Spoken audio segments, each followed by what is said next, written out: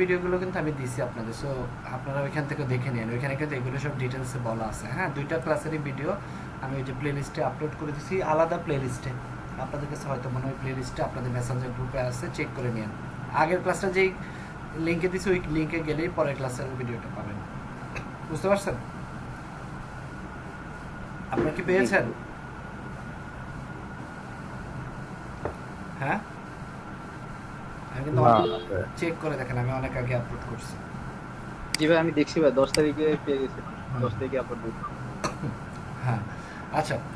So আজকে আমরা আমরা এই কয়দিন, আমরা গত কয়েক মাসে আমরা HTML CSS শিখলাম। তারপর হচ্ছে আমরা CSS একটা ফ্রেমওয়ার্কও শিখলাম, গুড স্টেপ, যদি ওটা CSS বলা যেতে পারে। তারপরে তো আমরা ওয়ার্ডপ্রেসে চলে গেলাম, ওয়ার্ডপ্রেস থেকে ফ্রিল্যান্সিং করলাম। মোটামুটি আমাদের একটা স্কিল হয়েছে, তাই না? মোটামুটি আমরা অ্যাটলিস্ট কিছু সার্ভিস দেওয়ার মতো আমাদের একটু হলেও স্কিল হয়েছে, যদিও এটা একটা বিগিনার কোর্স, জাস্ট স্টার্টিং একটা গাইডলাইন দেওয়ার জন্য আপনাদের এই কোর্সটা, যেন আপনি স্টার্টটা করতে পারেন, লাইক সব কিছু ওয়েব সেক্টর সম্পর্কে জানেন, আসলে ওয়েব সেক্টরটা কীভাবে, রোডম্যাপটা কী কী কী আপনার শিখতে হবে, কী কী শেখা লাগবে, বা কী কী শিখে পরবর্তীতে কী কী শিখলে আপনার তাহলে আপনার একটা স্টেবল ক্যারিয়ার হতে পারে। হ্যাঁ, এমন না যে এই কোর্স করে আপনি খুব ভালো একটা ডেভেলপার হয়ে যাবেন, এটার ইন্টেনশন এই কোর্সে কখনোই ছিল না। এটা আপনাদের ওরিয়েন্টেশন ক্লাস আমি বলছি, এটা একটা বিগিনার ফ্রেন্ডলি কোর্স, যেন যে কেউ যদি তার বাসায় কম্পিউটার ইন্টারনেট থাকে এই কোর্সটা করতে পারে, এবং এই কোর্স শেষে যেন তার একটা আইডিয়া হয় অ্যাকচুয়ালি আসলে ওয়েব ডিজাইন সেক্টরটা কী, বা ওই ফুল একটা ওয়েব ডেভেলপার হতে তার কী কী জানা লাগবে, কী কী শেখা লাগবে ইন ফিউচারে, বা এখন পর্যন্ত কী কী শিখতে পারছে, এবং সেই জন্য একটা মার্কেট প্লেসে গিয়ে সার্ভিসটা দিতে পারে, এবং সার্ভিস দেওয়ার পাশাপাশি তার লার্নিংটা যেন কন্টিনিউয়াস প্রসেসে থাকে, তাই না? ওয়েবসাইটটা প্রোগ্রামিং বা ওয়েব সেক্টরটা যদি আমি বলি, এটা তো আসলে এত ইজি না, আবার এত মানে কঠিনও না। আপনাকে মোটিভেশন ধরে রাখতে হবে, আপনাকে এটা পিছনে সময় দিতে হবে, তাই না? যদিও এতদিন আমরা শিখেছিলাম ওয়েব ডিজাইন, লাইক হচ্ছে আমরা ওয়েব ডিজাইন শিখেছি, তারপর ওয়ার্ডপ্রেস শিখেছি, এই জিনিসগুলো খুবই ইজি। হ্যাঁ, আমার মনে হয় যারা এই পর্যন্ত ক্লাস করছেন, অনেকের যদি কোনো বিন্দু পরিমাণ আইডিয়া নাও থেকে থাকে আগে থেকেও, যদি ক্লাসগুলো ঠিকঠাক মতো ফলো করেন, অ্যাসাইনমেন্টগুলো ঠিকঠাক মতো, আমি যেগুলো অ্যাসাইনমেন্ট দিয়েছি প্রত্যেকটা অ্যাসাইনমেন্ট ফুল কমপ্লিট করেন, এবং নিজে থেকে যদি একটু রিসার্চ করেন, বা নিজে থেকে আমি যে টিউটোরিয়ালগুলো প্রোভাইড করি আপনাদের, সেগুলো যদি একটু দেখেন, আমার মনে হয় আপনারা কিছু হইলেও শিখতে পারছেন। এটাকে অ্যাগ্রি করি, এটাকে আমি বলতে পারি যে আপনারা কিছু হইলেও শিখছেন। জি ভাইয়া। জি ভাইয়া। জি। আচ্ছা, সো এই জিনিসগুলো কিন্তু এতটা ডিফিকাল্ট ছিল না। আমার মনে হয় কেউ যদি অ্যাটলিস্ট ডেইলি 2 ঘন্টা বা উইকে যদি কেউ যদি 10 ঘন্টা সময় দেয়, আমার মনে হয় সে রিকভার করে ফেলতে পারছে, তাই না? এত তো এই জিনিসগুলোর পিছনে আপনার হয়তো এত বেশি টাইম ইনভেস্ট করতেও হয়নি, যদি আমি বলেছিলাম অ্যাটলিস্ট ডেইলি 3-4 ঘন্টা সময় দেওয়ার জন্য, প্র্যাকটিস এবং লার্নিং দুইটা পারপাসে। যদি আমার মনে হয় এখানে মোস্ট অফ দ্যাম আপনারা হয়তো অনেকে জব করেন বা স্টুডেন্ট, ওইরকম টাইমটা দিতে পারেন না, যদি উচিত ছিল, কারণ এই কোর্সটা আপনারা যে কয়দিনে করছেন তার ম্যাক্সিমাম টাইমটা লকডাউনে ছিল। সো আপনাদের কাছে যে টাইমটা হয়তো আমার আগের স্টুডেন্টরা পায়নি, বা যারা আগে কোর্স করেছে তারা অনেক বিভিন্ন কাজে ইনভলভ ছিল, বাট ওই তুলনায় আপনারা অনেকটা, আমি যদি বলি আপনাদের অনেক বেশি টাইম আপনারা পেয়েছেন দেওয়ার মতো প্র্যাকটিস করার জন্য, কারণ আপনাদের মোস্ট অফ দ্য টাইম লকডাউনের ভিতরে আপনারা ছিলেন। সো আপনাদের আসলে বাইরে যে আড্ডা দেবেন, ওই আড্ডা দেওয়ারও প্রসেস নেই, পুরো টাইমটা আপনারা ইচ্ছা করলে স্কিলের পিছনে দিতে পারতেন। যারা দিচ্ছেন আশা করি তারা খুব ভালো করবেন। বাট আজকে যে জিনিসটা আমরা শিখবো সেটা হচ্ছে আমরা জাভা স্ক্রিপ্ট। সো এতদিন আমরা শিখেছি কি মার্কআপ ল্যাঙ্গুয়েজ, HTML CSS, এগুলো কিন্তু মার্কআপ ল্যাঙ্গুয়েজ, বা ওয়ার্ডপ্রেস কিন্তু একটা CMS, এখানে কিন্তু প্রোগ্রামিংয়ের সাথে কোনো সম্পর্কিত নাই। বাট জাভা স্ক্রিপ্ট কিন্তু একটা প্রোগ্রামিং ল্যাঙ্গুয়েজ, এটাকে কিন্তু আপনারা একটা প্রোগ্রামিং ল্যাঙ্গুয়েজ বলতে পারেন, বা স্ক্রিপ্টিং ল্যাঙ্গুয়েজ, যদিও এটাকে আগে স্ক্রিপ্টিং ল্যাঙ্গুয়েজে বলা হতো, এখন এটাকে প্রোগ্রামিং ল্যাঙ্গুয়েজে বলা হয়। সো যখন আপনি প্রোগ্রামিং ল্যাঙ্গুয়েজ শিখবেন, তখন আপনাকে কিন্তু মাথায় রাখতে হবে প্রোগ্রামিং ল্যাঙ্গুয়েজ কিন্তু যে কেউ শিখতে পারে না। হ্যাঁ, যার মন চাইলেও যেন সে শিখতে পারবে এমনটা না, এখানে আপনাকে অবশ্যই সময় দিতে হবে, ডেডিকেশন দিতে হবে, এবং এটা একটা সাধনা বিষয়, এটার সাথে আর্নিংয়ের কোনো সম্পর্কিত নাই। আপনার একটা সাধনা থাকতে হবে, এই জিনিসটাকে আপনি 6 মাস 1 বছর আপনি এটা সাধনা করার পরে আপনি যখন এটা গ্র্যাব করতে পারবেন, তারপরে হয়তো এটা দিয়ে আপনি প্রবলেম সলভিং, মেনলি হচ্ছে প্রোগ্রামিং ল্যাঙ্গুয়েজটা আনাই হয়েছে কোনো একটা প্রবলেমের সলিউশন বের করার জন্য, ঠিক আছে? আপনাদের এখানে CSE ব্যাকগ্রাউন্ডের স্টুডেন্ট কয়জন আছে?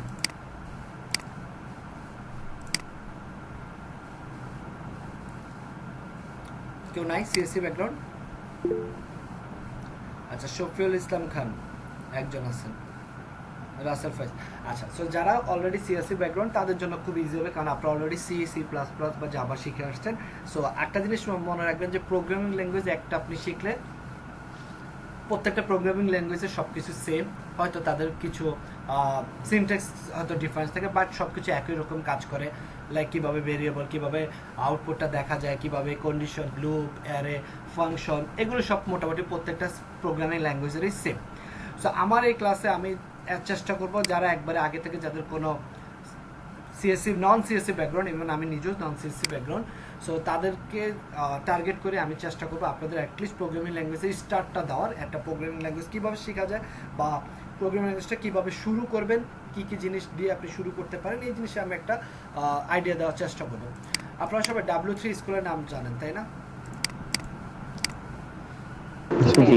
আচ্ছা, W3 স্কুলে কিন্তু আমরা যখন ক্লাস করেছিলাম, আমরা যখন HTML CSS শিখছিলাম, এর পাশাপাশি কিন্তু আমি আপনাদেরকে বলেছিলাম আপনারা এই W3 স্কুল এটা ফলো করতে পারেন। এখান থেকে আপনারা HTML CSS এর অনেক ট্যাগ, যেগুলো হয়তো আমি ক্লাসে দেখাইনি বা স্কিপ করছি, কারণ ক্লাসে দেখা যাচ্ছে আমি পপুলার ট্যাগগুলো দেখাচ্ছি, এছাড়া আরও অনেক ট্যাগ আছে আমি বলছিলাম এখানে আপনারা একটু লাইন বাই দেখে যাবেন, জাস্ট একটু প্র্যাকটিস করে যাবেন, যেন ইন ফিউচারে কখনো যদি কাজে লাগে যেন আপনি ধরতে পারেন যে হ্যাঁ এটা এখানে ছিল।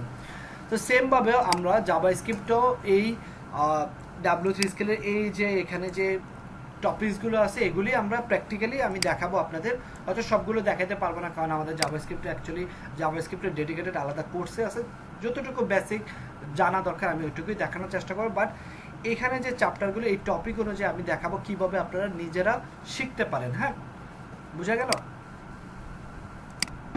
জি।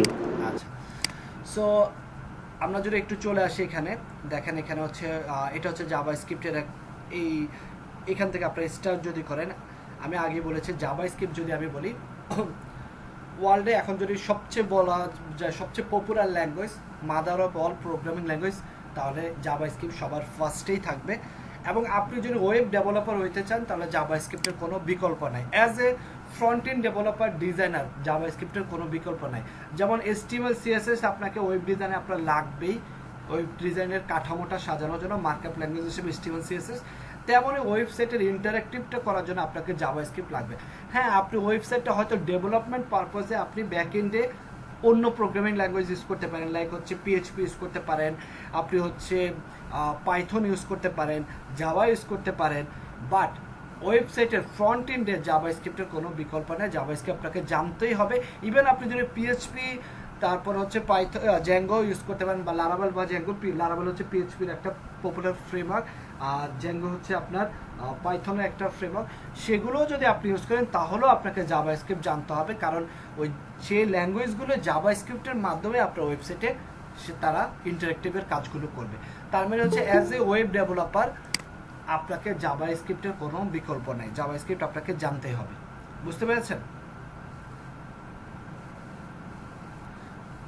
জি। আচ্ছা, ওকে। সো এটাকে মাদার অফ প্রোগ্রামিং ল্যাঙ্গুয়েজও বলা হয় ওয়েব সেক্টরের ক্ষেত্রে। সো আচ্ছা, এখন আপনারা হয়তো বলতে পারেন যে আসলে জাভাস্ক্রিপ্টটা কি কাজে লাগে, তাই না? আমরা একটা ইন্ট্রোডাকশন দিব, তারপর আমরা কোডিংয়ে চলে যাব।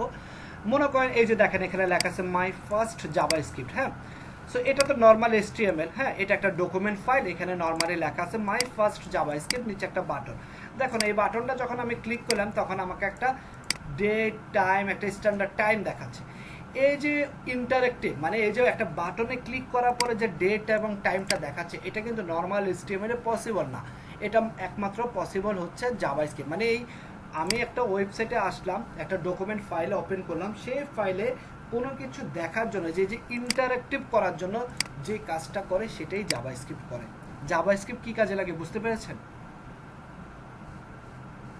জি ভাইয়া। ওকে, আরেকটা যদি সিম্পল এক্সাম্পল আমি বলি, আপনারা যখন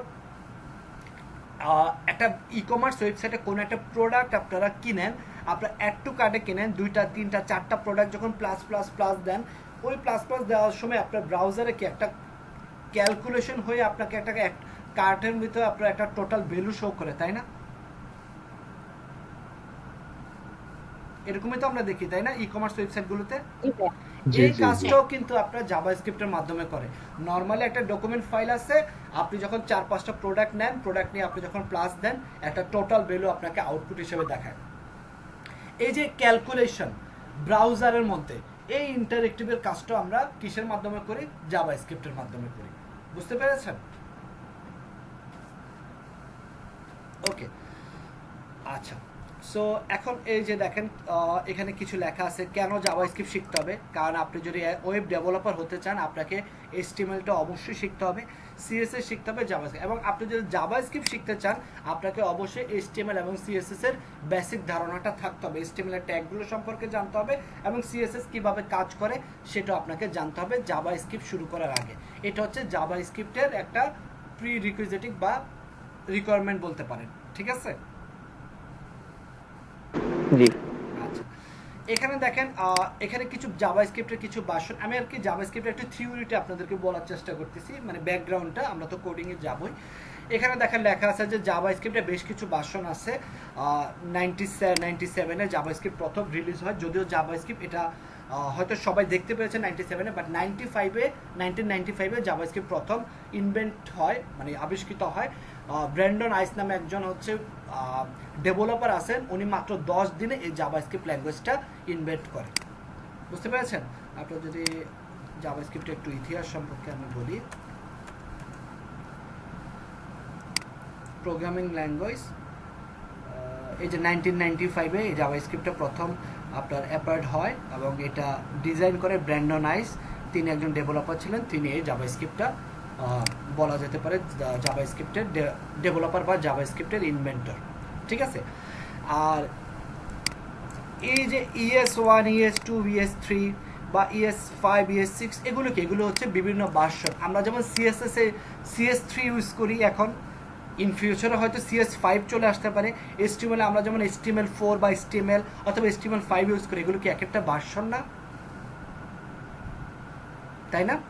ঠিক জাভাস্ক্রিপ্টেও এরকম অনেকগুলো ভার্সন আছে, লাইক হচ্ছে ES1, ES2, ES3, ES5, ES6, এখন যেটা বর্তমানে ভার্সন চলতেছে সেটা হচ্ছে ES 2021। তো এই ES জিনিসটা কি? এগুলোকে বলা হয় একমা স্ক্রিপ্ট, একমা ECMA। হ্যাঁ, এই একমা স্ক্রিপ্ট মানে কি? মনে করেন এরা হচ্ছে ইউরোপিয়ান একটা, ই হচ্ছে ইউরোপিয়ান, সি মানে হচ্ছে কম্পিউটার, একমা ECM, এম হচ্ছে একটা ম্যানুফ্যাকচার, আর এ হচ্ছে একটা অ্যাসোসিয়েশন।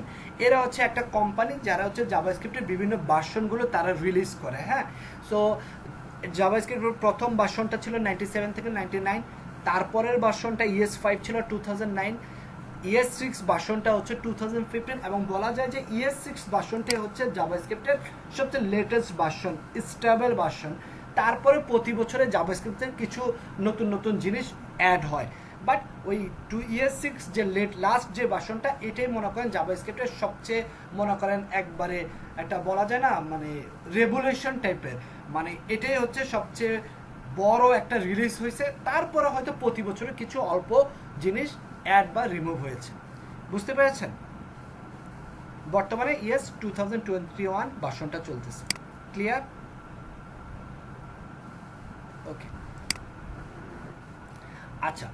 এখন তারপরে হচ্ছে আমি এখানে আরো কিছু কোশ্চেন আছে, রেফারেন্স আছে, এগুলো ঠিক আছে, এগুলো দেখবেন। এবার আমি ইন্ট্রোডাকশনে চলে আসি।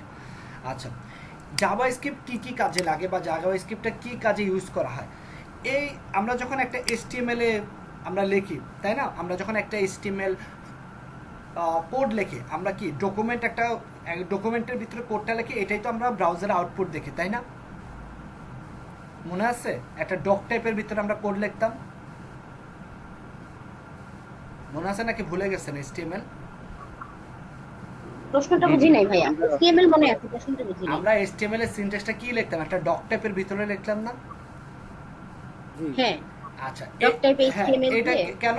যে আমার এই সার্ভারকে বোঝানো যে আমার এই ডকুমেন্টটা HTML এর একটা ডকুমেন্ট, তাই না?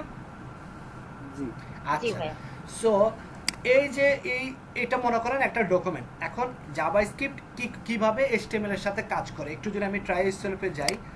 মনে করেন জাভাস্ক্রিপ্ট হচ্ছে আপনার ক্লাসে কাজ করতে পারে, আপনার আইডিতে কাজ করতে পারে, আপনার ওয়েবসাইটের কন্টেন্ট চেঞ্জ করতে পারে, মানে ইন্টারেক্টিভের কাজ করে, তাই না? যেমন দেখেন এখানে আপনার আছে JavaScript can change HTML content, এটা হচ্ছে একটা আপনার HTML এর কন্টেন্ট, এর ভিতরে একটা আইডি আছে। আমি চাচ্ছি এখানে ক্লিক করলে কি হবে, এখানে ক্লিক করলে এই কন্টেন্টটা চেঞ্জ হয়ে যাবে, মানে ইনার এসটিএমএল এ যে লেখাটা আছে, এসটিএমএল এর ভিতরে যে লেখাটা আছে এই লেখাটা চেঞ্জ হয়ে ক্লিক মি লেখাটা আসবে। দেখেন, সরি, আমি এই ক্লিক মি বাটনটা চেঞ্জ করলে, মানে ক্লিক মি বাটনটা ক্লিক করলে এই যে কন্টেন্ট আছে এই কন্টেন্টটা চেঞ্জ হয়ে হ্যালো জাভাস্ক্রিপ্ট লেখা আসবে। চেঞ্জ হয়েছে? চেঞ্জ হয়? জি। আচ্ছা, এগুলো জাস্ট একটা ধারণা দেওয়া, আমরা একটু পরে কোড করে এগুলো সব দেখব। এই যে দেখেন, আমরা চাচ্ছি কি করা যেতে পারে, আমার HTML এর ভিতরে কন্টেন্ট আমরা চেঞ্জ করতে পারি জাভাস্ক্রিপ্ট ইউজ করে। তারপরে আমি যদি এটা একটু দেখি, এখানে দেখেন আমি লাইট অন করতে পারি, অফ করতে পারি, তাই না? এটা তো একটা ইন্টারেক্টিভের কাজ, লাইট অন করা অফ করা। কিন্তু মজার ব্যাপার হচ্ছে এখানে আসলে লাইট অন অফের সাথে কোনো কারেন্টের সম্পর্ক নাই। এটা একটা মজার ব্যাপার হচ্ছে আসলে এখানে দুইটা ইমেজ আছে, দুইটা ইমেজ আছে। ইমেজটাকে জাস্ট রিপ্লেস করে দেওয়া। কিভাবে?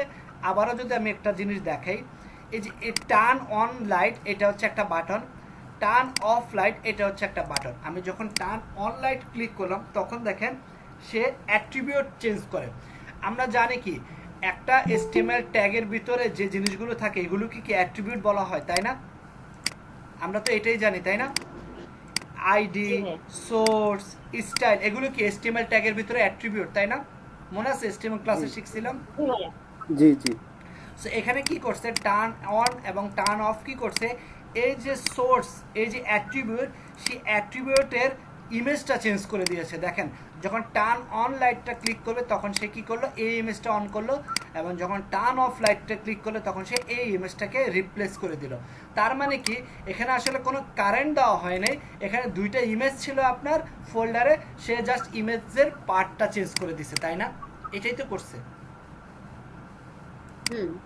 বুঝা গেল? তাহলে জাভাস্ক্রিপ্ট আমার HTML এর কন্টেন্ট চেঞ্জ করতে পারে, জাভাস্ক্রিপ্ট আমার বাটনের মাধ্যমে HTML এর কন্টেন্ট চেঞ্জ করতে পারে, জাভাস্ক্রিপ্ট বাটনের মাধ্যমে আমার HTML এর অ্যাট্রিবিউট চেঞ্জ করতে পারে।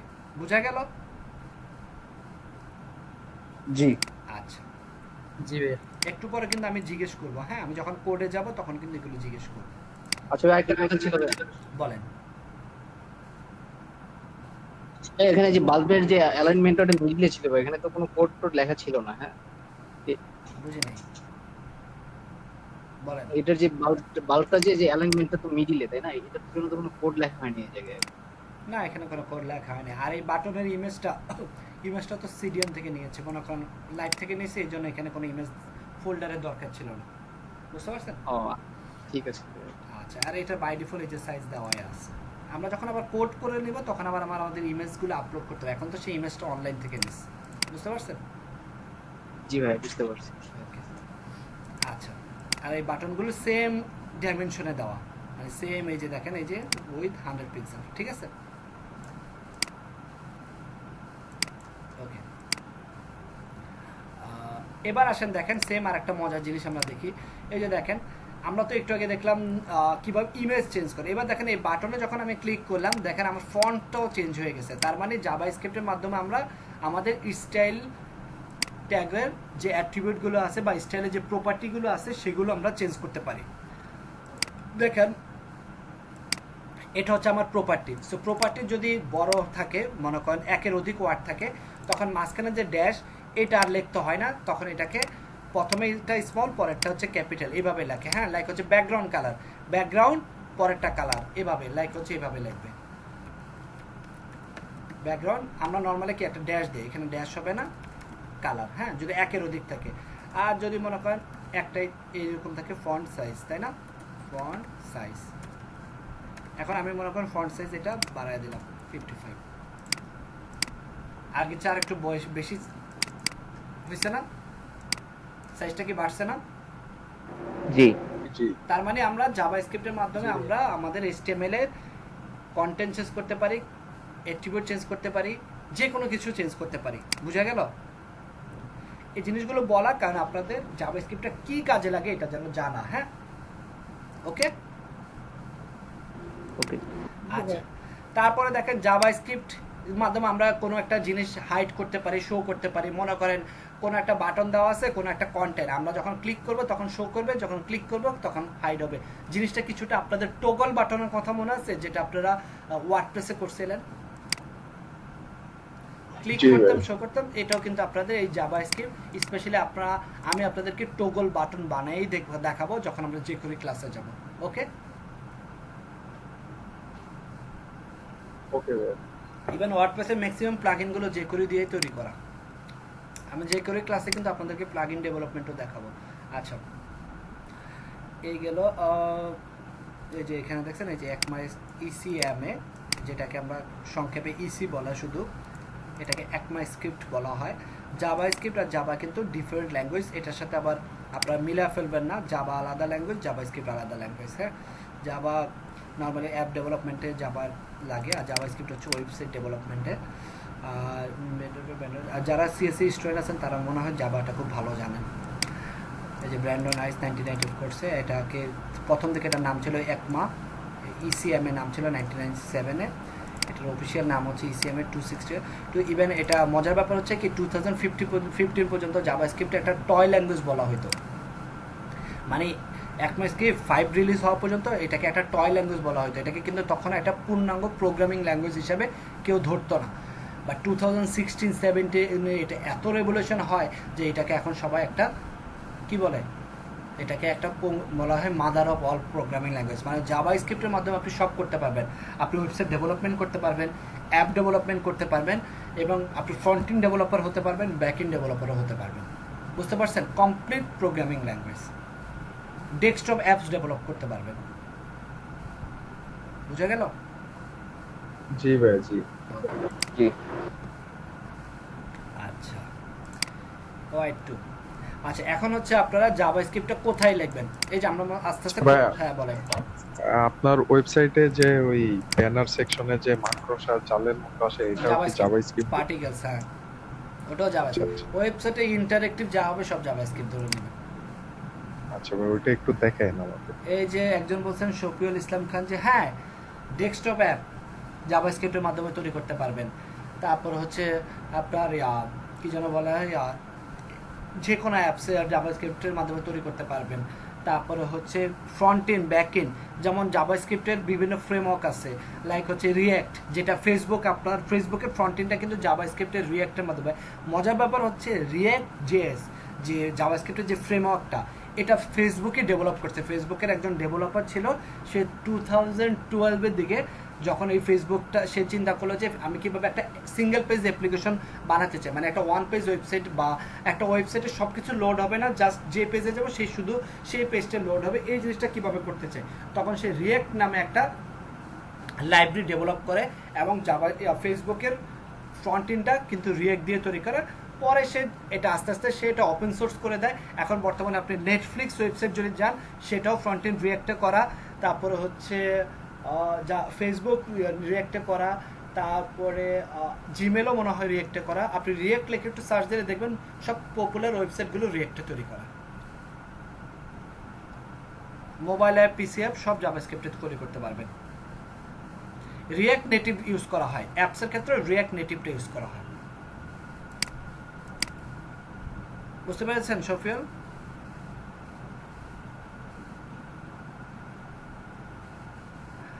এটা আসলে পপুলার বলা যাবে না কোনটা বেশি পপুলার। আপনি যদি জব মার্কেটে বলেন তাহলে রিয়্যাক্ট পপুলার, বাট বড় বড় কোম্পানি আবার অ্যাঙ্গুলারটাও ইউজ করা হয়। রিয়্যাক্ট হচ্ছে লাইব্রেরি, অ্যাঙ্গুলার হচ্ছে ফ্রেমওয়ার্ক। যদিও রিয়্যাক্টটা লাইব্রেরি বললো, এটা ফ্রেমওয়ার্কের মধ্যে কাজ করে। এগুলো নিয়ে আমরা ডিসকাস করবো আরও যখন আমরা ইন ডেপথে যাব। এখন আমরা জাভাস্ক্রিপ্ট আছে, ফ্রেমওয়ার্কে নাই। বুঝতে পারছেন? জাভাস্ক্রিপ্টকে আবার ভ্যানিলা জাভাস্ক্রিপ্ট বলা হয়। ঠিক আছে, অনেকে বলতে পারে যে ভ্যানিলা জাভাস্ক্রিপ্ট, এটা আবার কনফিউজড হয়ে যায় না। আমরা কিন্তু এখন ভ্যানিলা জাভাস্ক্রিপ্টে শিখতেছি। আমরা যে কোনো ফ্রেমওয়ার্ক লাইব্রেরি ইউজ করা যখন আমরা ছাড়া যখন জাভাস্ক্রিপ্টের কোড লিখবো, ওটাকে ভ্যানিলা জাভাস্ক্রিপ্ট বলা হয়। ওকে, আচ্ছা ভাই, আরেকটা কোশ্চেন ছিল ভাই, বলেন। হচ্ছে লাইব্রেরি আর হচ্ছে যে আপনার ফ্রেমওয়ার্কের ভিতরে মানে ডিফারেন্সটা কি আছে? এটা কিন্তু আমি বুটস্ট্র্যাপ ক্লাসে বলছিলাম। আচ্ছা, আরেকবার বলি। লাইব্রেরি আর ফ্রেমওয়ার্কের মধ্যে পার্থক্য হচ্ছে, লাইব্রেরি হচ্ছে আপনার ঠিক যতটুকু প্রয়োজন কাজের ক্ষেত্রে, হ্যাঁ, ততটুকুই আপনার লাগবে, দরকার। আর ফ্রেমওয়ার্কটা হচ্ছে এটা একটা পুরা জিনিস থাকবে, সেখানে আপনার অনেক কিছু আপনার প্রয়োজন হতেও পারে, নাও হতে পারে। জিনিসটা কমপ্লিট চিন্তা করেন একটা মার্কেটের সাথে, বসুন্ধরা সিটি, বসুন্ধরাতে আপনি বিভিন্ন জুতার শোরুম আছে, ঠিক আছে? এখন আপনি জাস্ট যাবেন জুতা কিনতে, আপনি ওই জুতার শোরুমে যাবেন, তো ওই জুতার শোরুমটাকে একটা লাইব্রেরি হিসেবে চিন্তা করেন, আর পুরো বসুন্ধরা শপিংটা কমপ্লেক্সটাকে একটা ফ্রেমওয়ার্ক হিসেবে চিন্তা করেন। বুঝতে পেরেছেন? জি ভাই, বুঝতে পারছি। Thank you. আচ্ছা, এবার আমরা স্ক্রিপ্ট ট্যাগে চলে আসলাম। আচ্ছা, এবার হচ্ছে জাভাস্ক্রিপ্ট কোথায় লাগে? জাভাস্ক্রিপ্ট হচ্ছে আপনার স্ক্রিপ্ট ট্যাগের ভিতরে লেখে। আমরা যেমন HTML লেখার জন্য আমরা হচ্ছে ডক টাইপের ভিতরে HTML ট্যাগের ভিতরে আমরা HTMLটা লিখতাম, CSS লিখতাম আমরা হেড ট্যাগের ভিতরে, ঠিক জাভাস্ক্রিপ্ট আপনি স্ক্রিপ্ট ট্যাগের ভিতরে লিখতে পারেন। শুধু তাই না, জাভাস্ক্রিপ্ট আপনি হেড ট্যাগের ভিতরেও লিখতে পারেন, বডি ট্যাগের ভিতরেও লিখতে পারেন, ঠিক আছে? তো আপনাদের কোশ্চেন থাকতে পারে তাহলে আমরা কোথায় লিখবো, হেড ট্যাগে না বডি ট্যাগে? এখানে দেখেন খুব সুন্দরভাবে একটা এক্সাম্পল দেওয়া আছে। এই যে দেখেন, আমি স্ক্রিপ্ট ট্যাগটা বডি ট্যাগের ভিতরেও লিখতে পারি, আবার এই স্ক্রিপ্ট ট্যাগটা আমরা হেড ট্যাগের ভিতরেও লিখতে পারি। দেখতে পাচ্ছেন? জাভাস্ক্রিপ্টটা লিখবো আমরা স্ক্রিপ্ট ট্যাগের ভিতরে, আর এই স্ক্রিপ্ট ট্যাগটা আমরা হেড ট্যাগের ভিতরেও রাখতে পারি, আবার কোথায় রাখতে পারি, বডি ট্যাগের ভিতরেও রাখতে পারি, তাই না? জি। তাহলে আপনাদের কোশ্চেন থাকতে পারে যে ভাইয়া কোথায় রাখবো, বা আমি যদি আপনাদেরকে কোশ্চেন করি যে অ্যাকচুয়ালি কোথায় রাখবো, আমি কি বলতে পারবেন কোথায় রাখবো? আমার বডিতে একদম লাস্টে। কেন রাখবো বলেন? জাভাস্ক্রিপ্ট একটু হেভি হয় তো, এই জন্য লোড করতে টাইম লাগে। লাস্টে হলে HTML-টা উপর থেকে রিড করে আসে তো, মানে ফাইলটা, এর জন্য একদম জাভাস্ক্রিপ্টের ভিতরে রাখলে লোড হতে তাড়াতাড়ি হবে। জাভাস্ক্রিপ্টের ফাইল ভেরি গুড। লোড হবে। এই কথাটা এখানে লেখা আছে, যে এখানে গেলে আপনারা পাবেন। আমি যদি আউটপুটে যাই,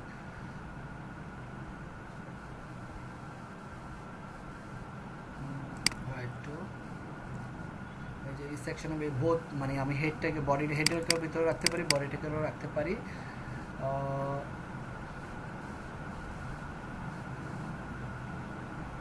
এই যে দেখেন, এই স্ক্রিপ্ট একটা যখন আপনি বডি ট্যাগের বটমে রাখবেন তখন আপনার স্পিডটা, এই যে দেখেন, ইমপ্রুভ হবে আপনার স্পিড। কেন? মনে করেন আপনার জাভাস্ক্রিপ্টের কোডটা অনেক ভারী, আপনি মনে করেন 10 লক্ষ কোটির একটা ক্যালকুলেশন করবেন। এখন আপনার ওয়েবসাইটটা যখন আপনি ব্রাউজারে আসবে, সে যখন হেড ট্যাগের ভিতরে থাকবে, সে কিন্তু আগে ওই ক্যালকুলেশনটা কমপ্লিট করে দেন আপনার HTML-টার আউটপুটটা দেখাবে। তাহলে কি আমার ওয়েবসাইটটা লোডিংটা অনেক টাইম লাগতেছে, তাই না? বাট আমার যদি HTML CSS-টা আগে লোড হয়ে দেন পরে যদি ক্যালকুলেশনটা আসতো, তাহলে কি ভিজিটরটা ফার্স্টে আমার ওয়েবসাইটের আউটপুটটা দেখতো, দেন ক্যালকুলেশনটা দেখতো? কোনটা বেটার? এবার লাস্টে রাখাটাই বেটার। ওকে, ঠিক আছে। সো মোটামুটি আমি আপনাদেরকে এই যে জাভাস্ক্রিপ্ট আমরা ইচ্ছা করলে ইন্টারনাল জাভাস্ক্রিপ্টটা আমরা রাখতে পারি এভাবে, যদি আমরা রুট ডিরেক্টরিতে রাখি, আর ফোল্ডারে রাখলে তাহলে এক্সটার্নাল রাখতে পারি। এই যে ফোল্ডারের ভিতরে কীভাবে রাখতে হয়। সো এই ছিল মোটামুটি জাভাস্ক্রিপ্টের একটা ব্যাকগ্রাউন্ড বা হিস্টোরি। আশা করি সবাই ক্লিয়ার, বুঝতে পেরেছেন থিওরিটা? কারো কোনো কনফিউশন বা কোশ্চেন আছে? না না ভাই। ওকে, তাহলে আমরা এবার হচ্ছে জাস্ট আমরা একটু টাইম পাস করলাম আপনাদের সাথে, আসলে এখন ক্লাস শুরু আপনাদের, ঠিক আছে?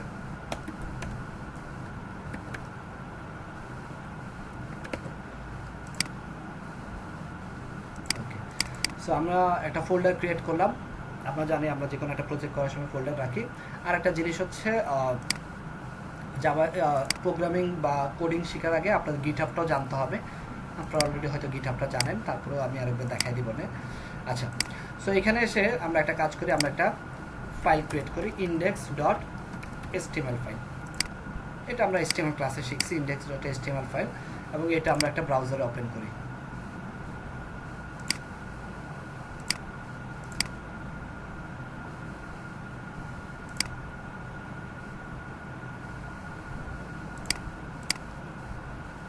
ওকে, কোড এডিটর ওপেন করলাম, এই হচ্ছে আমার বর্তমান অবস্থা। আমি অফ করলাম, এটা হচ্ছে জাভাস্ক্রিপ্ট বেসিক। ওকে, সো আমরা অলরেডি দেখেছি জাভাস্ক্রিপ্ট আমরা ইচ্ছা করলে এই হেড ট্যাগের ভিতরে আমরা রাখতে পারি। হেড ট্যাগ অলরেডি আছে, এখানে আমরা ইচ্ছা করলে স্ক্রিপ্ট ট্যাগটা ইউজ করে আমরা জাভাস্ক্রিপ্ট রাখতে পারি, অথবা আমরা বডি ট্যাগের একবারে নিচে এসেও রাখতে পারি, তাই না? এখানে দেখেন এই টাইপ টেক্সটলেস জাভাস্ক্রিপ্ট এটা এখন আর না ইউজ করলে হয়, মানে বাই ডিফল্ট আপনার ব্রাউজার যে টাইপটা টেক্সটলেস জাভাস্ক্রিপ্ট থাকে, হ্যাঁ।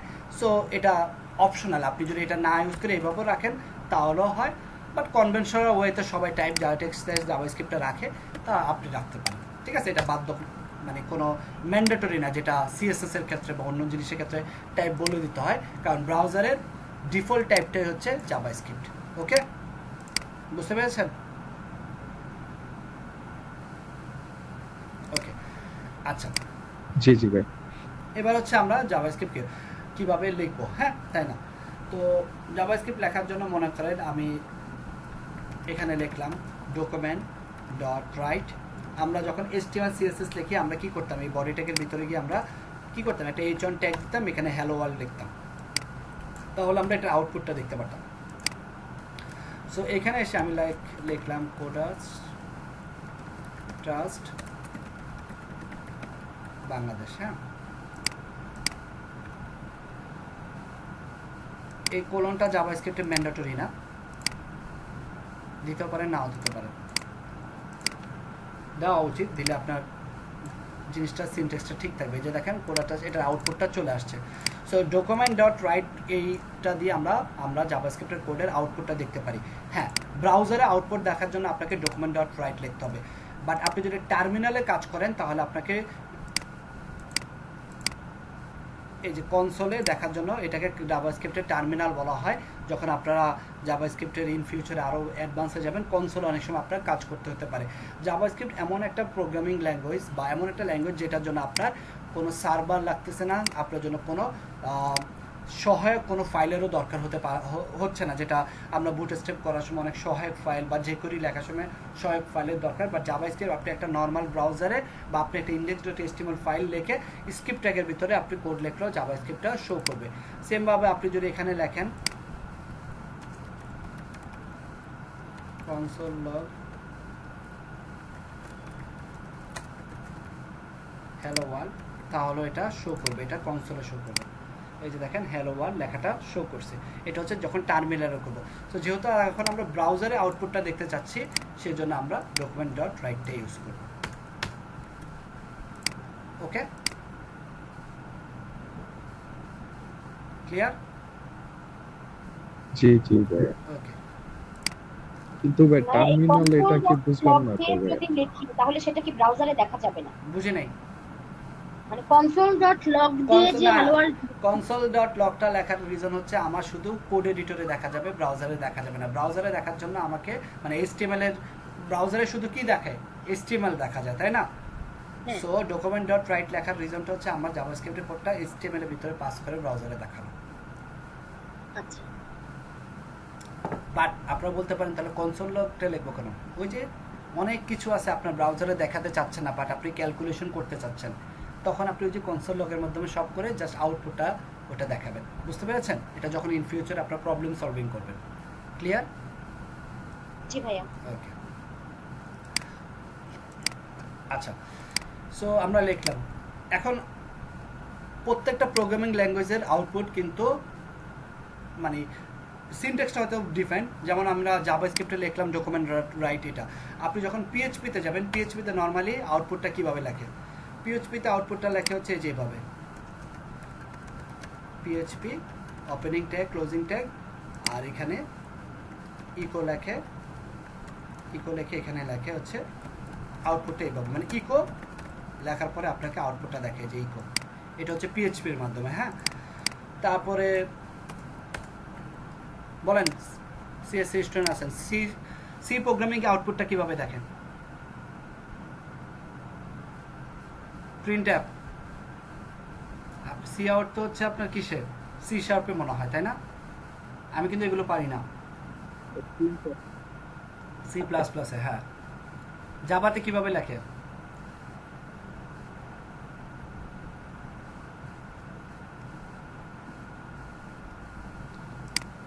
আচ্ছা, সো জাস্ট মনে করবেন একটা প্রোগ্রামিং ল্যাঙ্গুয়েজ আপনি আমি জাভাস্ক্রিপ্ট ক্লাসে আপনাদেরকে ঠিক যেভাবে শেখাবো আপনি পিএইচপিটাও সেভাবে শিখতে পারবেন। বুঝতে পারছেন?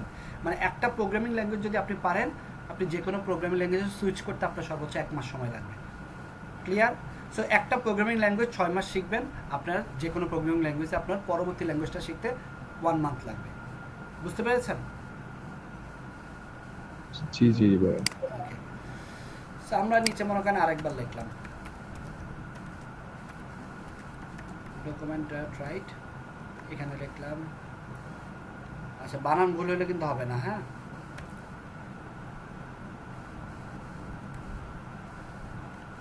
বানান ভুল হয়েছে,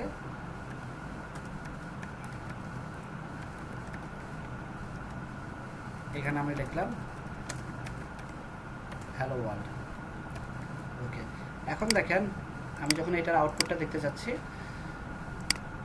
এই যে পাশাপাশি চলে আসছে, মানে ইনলাইন এলিমেন্ট হিসেবে আসছে, তাই না? আমি একটু ব্রাউজারটা জুম করি, এখন কি পাশাপাশি আসছে না? জি জি। Inline element. আমি যদি এর ভিতরে একটা ব্রেক ট্যাগ দিয়ে দেই, দেখেন জাভাস্ক্রিপ্টের ভিতরে কিভাবে HTML ট্যাগ ইউজ করে। এখানে আমি একটা ব্রেক দিলাম, এবার দেখেন নিচে আসছে। জি ভাই। আচ্ছা, এবার মনে করেন আমি চাইলাম, এই যে কমেন্ট করবেন কিভাবে, এই যে ডাবল স্ল্যাশ ফরওয়ার্ড স্ল্যাশ, হ্যাঁ এটা কি ফরওয়ার্ড স্ল্যাশ বলে না? হয়তো বাবা।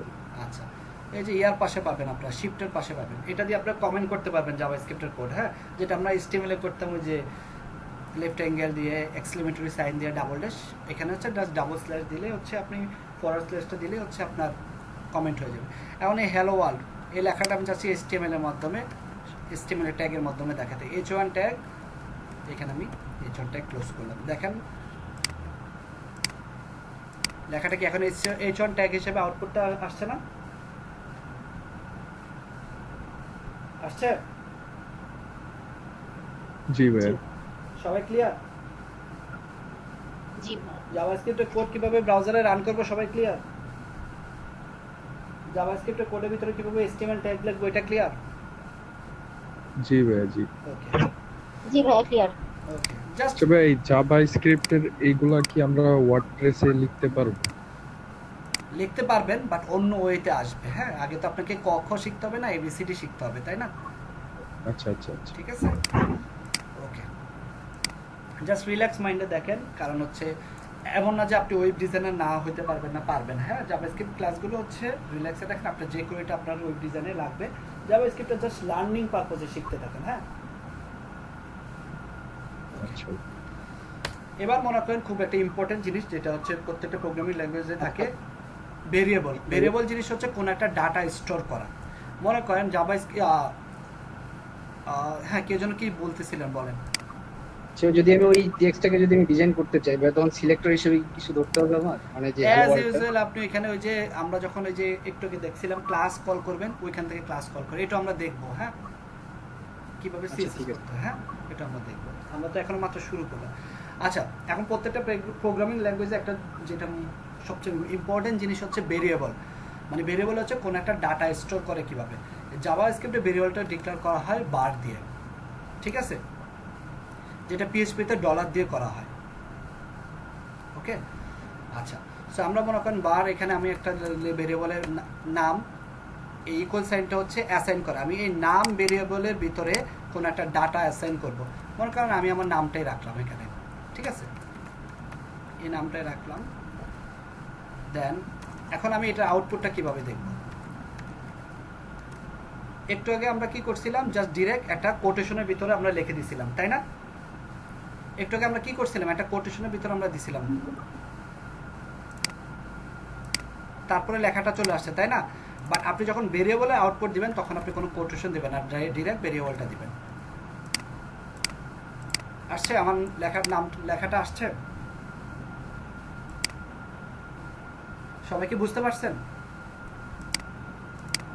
জি। একটু রেসপন্স করতে হবে, কারণ প্রোগ্রামিং শিখতে আসছেন, হ্যাঁ, রেসপন্স না করলে তো আসলে ক্লাস নিয়ে মজা নেই। ওকে, তার মানে আমরা কি বুঝলাম, যখন আমরা ভেরিয়েবলের আউটপুট দেখতে চাইবো তখন আমরা কোনো কোটেশন ইউজ করবো না, আর যখন আমরা কোনো একটা স্ট্যাটিক কন্টেন্ট দেখতে চাইবো তখন ওই ওটা আমরা কোটেশনের ভিতরে হবো, সেটা সিঙ্গেল কোটেশন হতে পারে, ডাবল কোটেশন হতে পারে। এখন মনে করেন আমরা এই নাম লেখাটা দেখলাম এখানে, এখানে মনে করেন আমি আর একটা জিনিস দিই, একটা দিলাম, হ্যাঁ। সো এটাকে বলা হয় এই যে নাম, এই নামটা আমি রাখলাম একটা কিসের ভিতরে, স্ট্রিং এর ভিতরে, তাই না। এই যে স্ট্রিং এর ভিতরে জিনিসটা হচ্ছে কি, এটা আপনি সিঙ্গেল কোটেশন বা ডাবল কোটেশনের ভিতরে রাখতে পারেন, এবং স্ট্রিং এর ভিতরে আপনি যে জিনিসটা রাখবেন সেটা স্পেসও সহ কাউন্ট করা হবে। আর এই জিনিসটাকে বলা হয় ইন্টেজার। ইন্টেজার মানে হচ্ছে কোনো একটা সংখ্যাকে যদি আপনি ভেরিয়েবল স্টোর করতে চান, সেই জিনিসটাকে বলা হয় ইন্টেজার। এই ভেরিয়েবলটা একটা ইন্টেজার, কারণ এখানে আমরা একটা সংখ্যা স্টোর করতে যাচ্ছি। বুঝা গেল? জি ভাই। তারপরে আরও আছে, আরও বিভিন্ন ডাটা টাইপ আছে, বুলিয়ান আছে, ফ্লোট আছে। ফ্লোট হচ্ছে কোনটা, যখন আপনার হচ্ছে দশমিক থাকবে, লাইক হচ্ছে আপনি 5.5, সেটাকে একটা ফ্লোট। তারপর ওটাকে আপনি আবার লিমিট করে দিতে পারেন কত সংখ্যা পর্যন্ত দেখাবে, এগুলো আমরা দেখবো আস্তে আস্তে। সো এখানে এই দুইটা আমরা ডাটা টাইপ দেখলাম। এখন আমরা মনে করেন ডকুমেন্ট ডট রাইট, এখানে লিখলাম মনে করেন আমরা একটা লিখলাম মাই নেম ইজ, এখন আমি চাচ্ছি মাই নেম ইজ, একটা স্পেস দিলাম, এরপরে আমার নামটা। এটা কি, এটা দিলে কি আউটপুটটা আসবে? আউটপুটটা কি আসবে? আসেনি। কেন আসেনি বলেন তো? কেন, আমার তো আমি স্ট্রিং এর ভিতরে রাখলাম, ভেরিয়েবলও দিলাম, তো কেন আসেনি বলতে পারবেন? এখানে কি ইকুয়াল টু দিতে হবে? না, ইকুয়াল টু না, আমি চাচ্ছি কি দুইটার শব্দ যোগ করতে, তাই না। ও প্লাস দিতে হবে। এই দুইটা জাভাস্ক্রিপ্টে এই দুটো জিনিসকে বা যে কোনো প্রোগ্রামিং ল্যাঙ্গুয়েজে এই দুইটা জিনিসকে অ্যাড করাকে বলা হয় কনকেটেনেশন। জাভাস্ক্রিপ্টে এই জিনিসটাকে করা হয় প্লাস দিয়ে, পিএইচপিতে করা হয় ডট দিয়ে। বুঝতে পেরেছেন? এবার দেখেন আসছে। জি। আচ্ছা, so আমি চাচ্ছি একটা ভেরিয়েবলের সাথে একটা স্ট্রিংকে অ্যাড করতে। এখন মনে করেন এটা তো নাম, আমি একটা নামের ভিতরে আমার একটা ডাটা স্টোর করলাম। এখন আমার তো আরও অনেক ধরনের নাম থাকতে পারে, বা আমি মনে করেন এটা এই নামটা শুধু এইটুকুই আছে, হ্যাঁ। এখন আমি আবার আরেকটা নাম স্টোর করতে চাচ্ছি, সো এটা আমি দিলাম ফুল নেম। এখন দেখেন ফুল নেমটা রাখলাম। সো এটা তো ফুল নেম, এইটুকু আমি হয়তো ছোট দেখে আমি বুঝতে পেরেছি যে এটা নাম, এই ভেরিয়েবলটার নাম, মানে ভেরিয়েবলটা কি নামে ডিক্লেয়ার করা হয়েছে, ফুল নেম নামে। এখন যদি এরকম থাকে একটা ভেরিয়েবল, লাইক হচ্ছে আই লাভ বাংলাদেশ, এখন এই লেখাটা কিন্তু আপনার বোঝাটা একটু ডিফিকাল্ট হয়ে যাচ্ছে, তাই না। পুরো লেখাটা একটু ডিফিকাল্ট হয়ে যাচ্ছে না? বা আরও যদি বড় শব্দ থাকে, এই জিনিসটা কিভাবে করা যায়? এই জিনিসটা করার জন্য খুব বহুল প্রচলিত একটা প্রসেস আছে। এটা হচ্ছে এই প্রথম শব্দটা স্মল হবে এবং পরবর্তী প্রত্যেকটা শব্দ যেগুলো কমন ওয়ার্ড হবে, প্রত্যেকটা শব্দ শুরুটা ক্যাপিটাল হবে। এই জিনিসটাকে বলা হয় ক্যামেল কেস সিস্টেম। বুঝতে পেরেছেন? কি বলা হয় ভাইয়া, একটু লিখে দেন। Camel case. Camel case. উট চেনেন? উট, জি জি বুঝতে পারছি এবার। উটে কি করে? উট কি উঁচা নিচা না? উটের ঢালটা কি উঁচু নিচু না? হ্যাঁ। এই উট থেকে আসছে ক্যামেল কেস। প্রথমটা স্মল লেটার, পরবর্তী প্রত্যেকটা ওয়ার্ড ক্যাপিটাল লেটার। বুঝতে পেরেছেন? ক্লিয়ার? ক্লিয়ার নাকি ক্লিয়ার না? আরেকটা জিনিস একটু বলি, ভেরিয়েবল যখন আপনি ডিক্লেয়ার করবেন, ভেরিয়েবলটা কখনোই আপনার কি হতে পারবে না, সংখ্যা হতে পারবে না। বোঝা গেল? লাইক 1 2 3 5 0 1 এগুলো হতে পারবে না। তারপরে হচ্ছে আপনার কোনো এক্সক্লেমেটরি সাইন বা এই টাইপের কোনো সাইন হতে পারবে না। স্মল লেটার ইউ দিয়ে স্টার্ট করবেন, যত বেশি হবে আপনি এইভাবে ক্যামেল কেস সিস্টেম ফলো করে ভেরিয়েবল ডিক্লেয়ার করবেন। মনে থাকবে? ভেরিয়েবল কখনোই কি হতে পারবে না, সংখ্যা হতে পারবে না। ক্লিয়ার? জি। আর ভেরিয়েবল কিন্তু কেস সেনসিটিভ। আপনি দেখেন, আমি যদি এখানে আরেকটা ভেরিয়েবল দেই,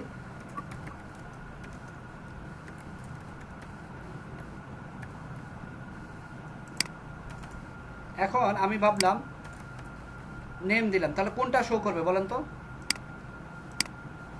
পরে নতুন যেটা দিলেন সেটা। সেটা কেন? কারণ আমি এই নেমটাই ডিক্লেয়ার করেছি এখানে, ঠিক না? আউটপুটটা দেখতে চেয়েছি, তাই না? হ্যাঁ। তার মানে কি ভেরিয়েবল, তাহলে ভেরিয়েবলের ক্ষেত্রে কি কি মনে রাখবেন? ভেরিয়েবল হচ্ছে একটা কেস সেনসিটিভ। ওকে, জি। জি তারপর হচ্ছে ভেরিয়েবল ডিক্লেয়ার করতে হলে আপনাকে স্মল লেটার দিয়ে স্টার্ট করতে হবে, এবং যদি একের অধিক ওয়ার্ড থাকে তখন ক্যামেল কেস সিস্টেমটা ফলো করতে হবে। ভেরিয়েবলে কখনো আমি সংখ্যা বা ইন্ডিফারেন্ট সাইন যেগুলো লাইক এক্সক্লেমেটরি অ্যান্ড এগুলো আমরা ইউজ করতে পারবো না, বা হ্যাশ। মনে থাকবে? ক্লিয়ার? জি ভাইয়া। হ্যাঁ, আপনি হয়তো অনেক জায়গায় দেখতে পারেন যে ভেরিয়েবল এভাবেও প্রকাশ করেছে, লাইক হচ্ছে আন্ডারস্কোর দিয়ে। এটাও করা যায়, বাট স্ট্যান্ডার্ড রুল এটা না জাভাস্ক্রিপ্টের ক্ষেত্রে। ঠিক আছে, মনে থাকবে? জি সবাই ক্লিয়ার?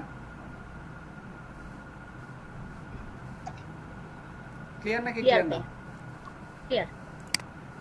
রেসপন্স তো কেউ করেন না, একজনও রেসপন্স করেন না। একটু চ্যাট বক্সে ক্লিয়ার থাকলে ক্লিয়ার লিখবেন, না বুঝলে কোশ্চেন করবেন।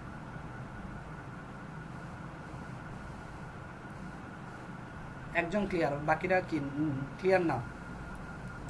আমার এখানে 16 জন স্টুডেন্ট আছে। ক্লিয়ার ভাই। আমি রেসপন্স করতে বলছিলাম, আমি বলছিলাম আমি যখন ক্লাস নিব আপনারা রেসপন্স করবেন, হ্যাঁ, তাহলে আমি বুঝবো যে আপনারা ক্লাস করতেছেন।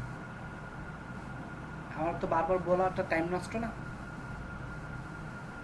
ওকে, আচ্ছা, তাহলে ভেরিয়েবল কিভাবে ডিক্লেয়ার করে আমরা বুঝলাম। হ্যাঁ, এখন আমরা নেক্সট আরেকটা টপিকসে চলে যাই। সেটা হচ্ছে, মনে করেন আমি দেখলাম ভেরিয়েবল কিভাবে ডিক্লেয়ার করে, এটা দেখলাম কিভাবে ক্যামেল কেস বা একের অধিক ওয়ার্ড বা কিভাবে ওয়ার্ডগুলো থাকে এটা। এখন মনে করেন আমি লিখলাম এইভাবে, হ্যাঁ, মাই নেম ইজ, এটা আমি লিখলাম, প্লাস দিলাম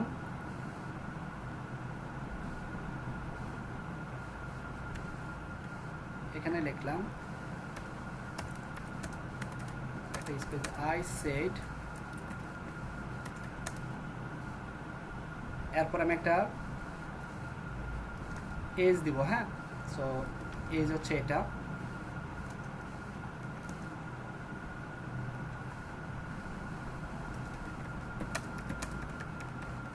number.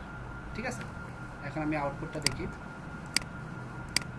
So my name is Tarek, I said 28 years is a number. এখন আমি চাচ্ছি এই যে 28 ইয়ার্স ইজ এ নাম্বার, হ্যাঁ, এই লেখাটা একটা কোটেশনের ভিতরে থাকবে। বুঝতে পারছেন আমি কি চাচ্ছি? এখন তাহলে জিনিসটা তো একটু কমপ্লেক্স হয়ে গেল। আমি চাচ্ছি এই লেখাটা এখান থেকে শুরু করে এখানে কোটেশন থাকবে, বাট আমি কিন্তু ক্লাসের শুরুতে বলছি আপনারা সিঙ্গেল কোটেশনও ইউজ করতে পারবেন, ডাবল কোটেশন ইউজ করতে পারবেন। সো তখন কিন্তু আপনাদের কোশ্চেন করা উচিত ছিল আমাকে, কোথায় সিঙ্গেল কোটেশন ইউজ করবো, কোথায় ডাবল কোটেশন। এই যে এখানে আপনাকে বুঝতে হবে যে কোথায় সিঙ্গেল কোটেশন, কোথায় ডাবল কোটেশন ইউজ করবেন। দেখেন আমি এখানে ডাবল কোটেশন স্টার্ট করলাম, এখানে ইন করলাম, দ্যাটস ইট। এখানে স্টার্ট করলাম, এখানে এন্ড করলাম, দ্যাটস ইট। এখন আমি চাচ্ছি এই লেখার শুরুতে একটা ডাবল কোটেশন থাকবে এবং এই লেখার শেষে একটা ডাবল কোটেশন থাকবে। তাহলে আমি এখানে একটা কাজ করি, সিঙ্গেল কোটেশন ইউজ করি। এখানে আমি একটা সিঙ্গেল কোটেশন ইউজ করলাম। ঠিক আছে, এই পর্যন্ত বুঝতে পারছেন? ঠিক আছে, কোনো চেঞ্জ আসছে? না। ওকে, এখন আমি চাচ্ছি কি আবার একটু বুঝবেন। হ্যাঁ, আমি একটু কমপ্লেক্স করতেছি। এই পুরা লাইনটা আমি চাচ্ছি ডাবল কোটেশনের ভিতরে থাকবে, তাই না? হ্যাঁ, মানে আউটপুটে ডাবল কোটেশন দেখাবে। আউটপুটে। হ্যাঁ, এটা থিঙ্কিং, প্রোগ্রামিং কিন্তু থিঙ্কিং করতে হবে। তার মানে আমার এখানে ডাবল কোটেশন দিতে হবে। আমি এখানে প্লাস দিলাম, এখানে এসে আমি একটা সিঙ্গেল কোটেশন দিলাম, সিঙ্গেল কোটেশনের ভিতরে আমি একটা ডাবল কোটেশন দিলাম। বুঝতে পারছেন? এই সিঙ্গেল কোটেশন মানে স্ট্রিং, এই স্ট্রিং এর ভিতরে আমি একটা ডাবল কোটেশন দিলাম। তাহলে ডাবল সিঙ্গেল কোটেশনটা এখানে শুরু হইলো, এখানে শেষ হলো, আর মাঝখানের লেখাটা আমার আউটপুটে দেখাবে। বোঝা গেল? হ্যাঁ, আর আবার শেষে ওই জিনিসটা আরেকবার দিতে হবে। এই যে এখানে এসে আরেকটা ডাবল কোটেশন দিলাম। আসছে এবার? আসছে? জি জি পুরো জিনিসটা কি বুঝতে পারছেন? অ্যাকচুয়ালি আমি এখানে কি করতে চাইছি কে একজন বলেন, সামারাইজ করেন। একটু কনফিউশন আছে আরেকবার কনফিউজড করার জন্য আমি এটা করছি, আদারওয়াইজ আমি এটা করতাম না। আমি আপনাদেরকে কনফিউজড করার জন্য এটা করছি। কমপ্লেক্স করাটাই তো প্রোগ্রামিং এর কাজ, যেন আপনি আমরা মাথা। যেহেতু লেখাটাকে হ্যাঁ হ্যাঁ, লেখাটাকে যেহেতু ডাবল কোটেশনের ভিতরে দেখতে চাচ্ছি, এই ডাবল কোটেশনটাকে আবার একটা স্ট্রিং হিসেবে দেখার জন্য ওইটাকে আবার একটা সিঙ্গেল কোটেশনের ভিতরে রাখতেছি। Very good. আপনার মাথায় যেন প্রেশার পড়ে, সেই কারণেই কিন্তু আমি কমপ্লেক্সটা করেছি। কারণ এই ডিকোপ্রোগ্রামিংটার মেন রিজনটা হচ্ছে যেন আপনার মাথায় আপনি মাথা দিয়ে চিন্তা করেন যে আসলে কি করতে চাচ্ছি। আমি চাচ্ছি এই লেখাটা একটা ডাবল কোটেশনের ভিতরে রাখতে। এখন আমি জানি স্ট্রিংকে আমরা সিঙ্গেল কোটেশনের মাধ্যমে দেখাতে পারি, ডাবল কোটেশনও দেখাতে পারি। যেহেতু আমি এই লেখাটা ডাবল কোটেশন লেখাটা আউটপুটে দেখাচ্ছি, তাহলে আমি এই ডাবল কোটেশনটা একটা সিঙ্গেল কোটেশনের ভিতরে রাখলাম। এটাই তো করলাম, তাই না? জি জি হাবিব ক্লিয়ার এবার? জি ভাই। এখনো কিছু কনফিউশন বুঝতেছি না। কোন জিনিসটা বুঝতেছেন না বলেন, বলেন কোড দেখে বলেন। ডাবল কোটেশন আর সিঙ্গেল কোটেশন যে এটা বুঝতেছি না এখন। আচ্ছা আমি একটু বলি। হ্যাঁ, আমি আমার কোডে মনে করেন আমি চাচ্ছি এই জিনিসটা আমি কমেন্ট করে দিই। হ্যাঁ,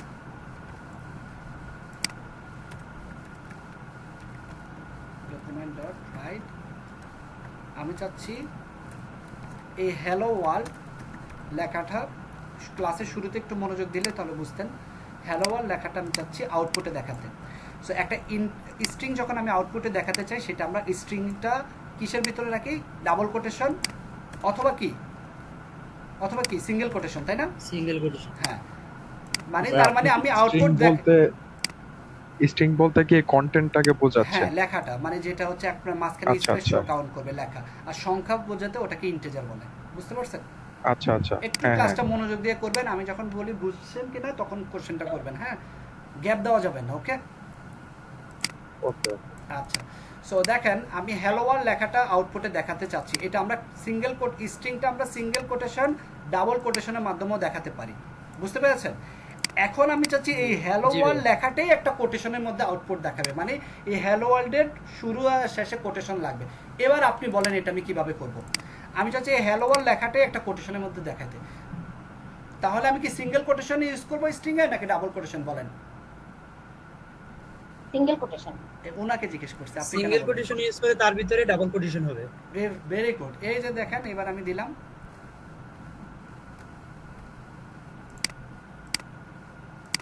আসছে? জি ভাইয়া। এবার আপনি আমাকে কোশ্চেন হাবিব আমাকে বলবেন, আমি যদি এখানেও ডাবল কোটেশন ইউজ করতাম কি প্রবলেম হইতো বলেন? হাবিব বলেন, আমি যদি স্ট্রিংটাও ডাবল কোটেশনের ভিতরে রাখতাম তাহলে কি প্রবলেম হইতো?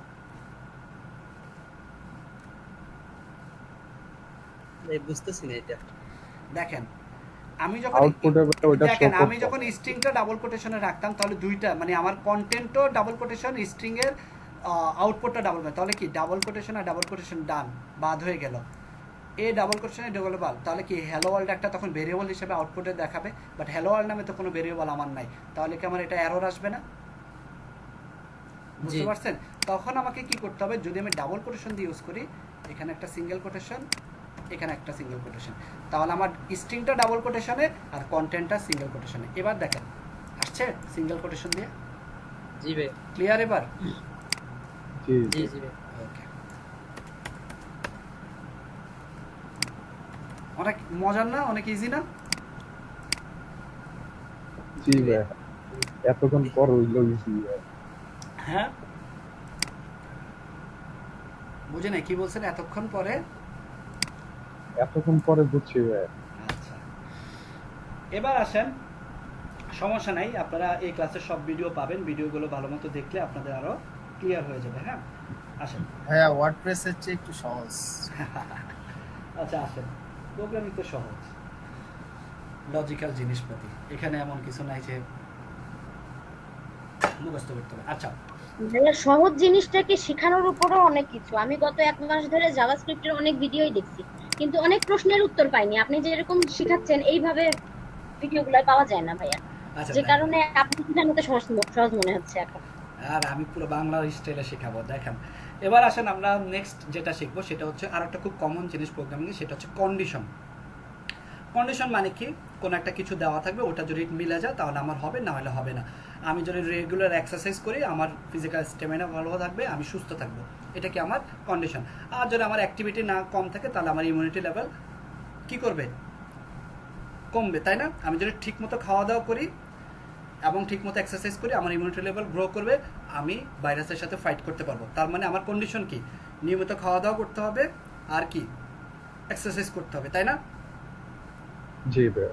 এই জিনিসগুলো আমি ফলো করি, তাহলে আমার একটা হেলদি লাইফ সাউন্ড স্লিপ হবে। আর এই কন্ডিশনগুলো যদি না হয় তাহলে আমার কি হবে, একটা স্লিপিং ডিসঅর্ডার হবে, আমার হচ্ছে ইমিউনিটি লেভেল কম থাকবে।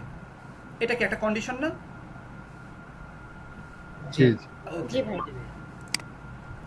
সো তাহলে এখানে কি হবে, যদি আমার কন্ডিশন কি হয়, যদি আমার কন্ডিশন ট্রু হয়, তাই না, তাহলে আমি যে জিনিসটা অ্যাচিভ করতে চাই সেটা পাবো, তাই না? এটাই তো, তাই না? জি ভাইয়া। আর যদি আমার কন্ডিশন ট্রু না হয়, ট্রু না হলে কি হয়, ট্রু না হলে আর কি হতে পারে, ফলস। ফলস হয়। False. যদিও আমার কন্ডিশন False. ট্রু না হয় তার মানে সে ফলস হয়ে গেছে, তার মানে আমি এগুলো করি নেই, তার মানে হচ্ছে কি তখন ফলসে যে অপারেশন, লাইক হচ্ছে আমার শরীর খারাপ থাকবে সেটা দেখাবে, তাই না? জি ভাইয়া। কন্ডিশন তো এরকমই, আমি যদি ভাত খাই আমার ক্ষুধা লাগবে না, তাই না? আর যদি না খাই তাহলে আমার ক্ষুধা লাগবে, সিম্পল। জি জি আচ্ছা, যে কন্ডিশন থাকবে তা ফুলফিল করতে হবে। তো কন্ডিশন ট্রু হলে এটা হবে, কন্ডিশন ফলস হলে এটা হবে না, ওর কন্ডিশন ফলসের যেটা আমি বলবো সেটা হবে, তাই না? জি ওকে, জি জি তাহলে এটা বাদ দেন। মনে করেন আমি একটা ভেরিয়েবল নাম রাখলাম, ইউজার নেম দিলাম তারিখ 007 দিলাম, নেম দিলাম তারিখ মেনন, তারপরে আমি দিলাম ইমেল অ্যাড্রেস দিলাম,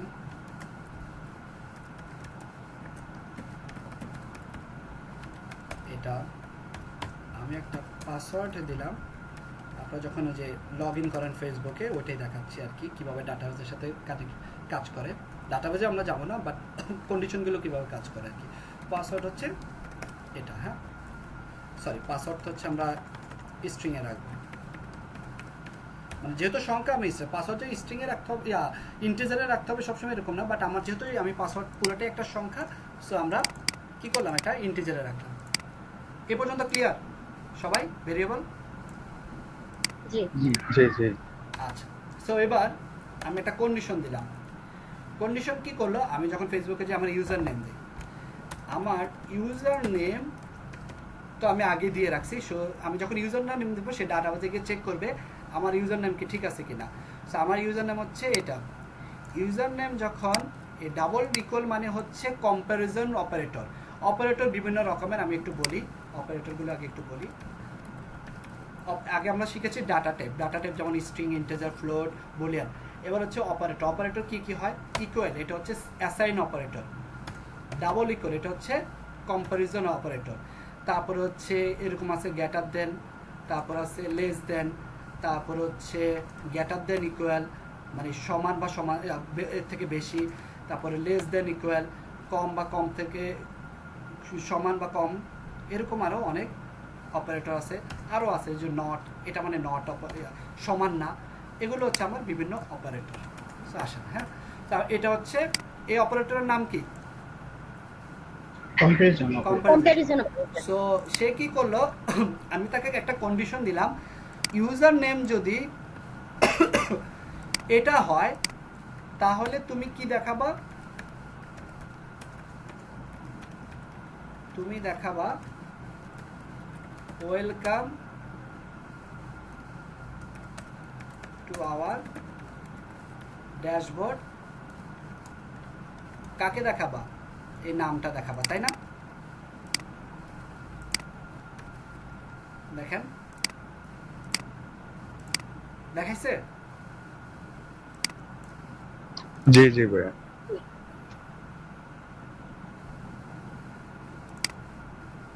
হ্যাঁ ঠিক আছে, মানে আমার যখন ইউজার নেমটার কন্ডিশন চেক করে দেখলো ঠিক আছে, বাট যদি দেখেন ঠিক নাই, কি দেখাইছে, কিছু দেখাইছে,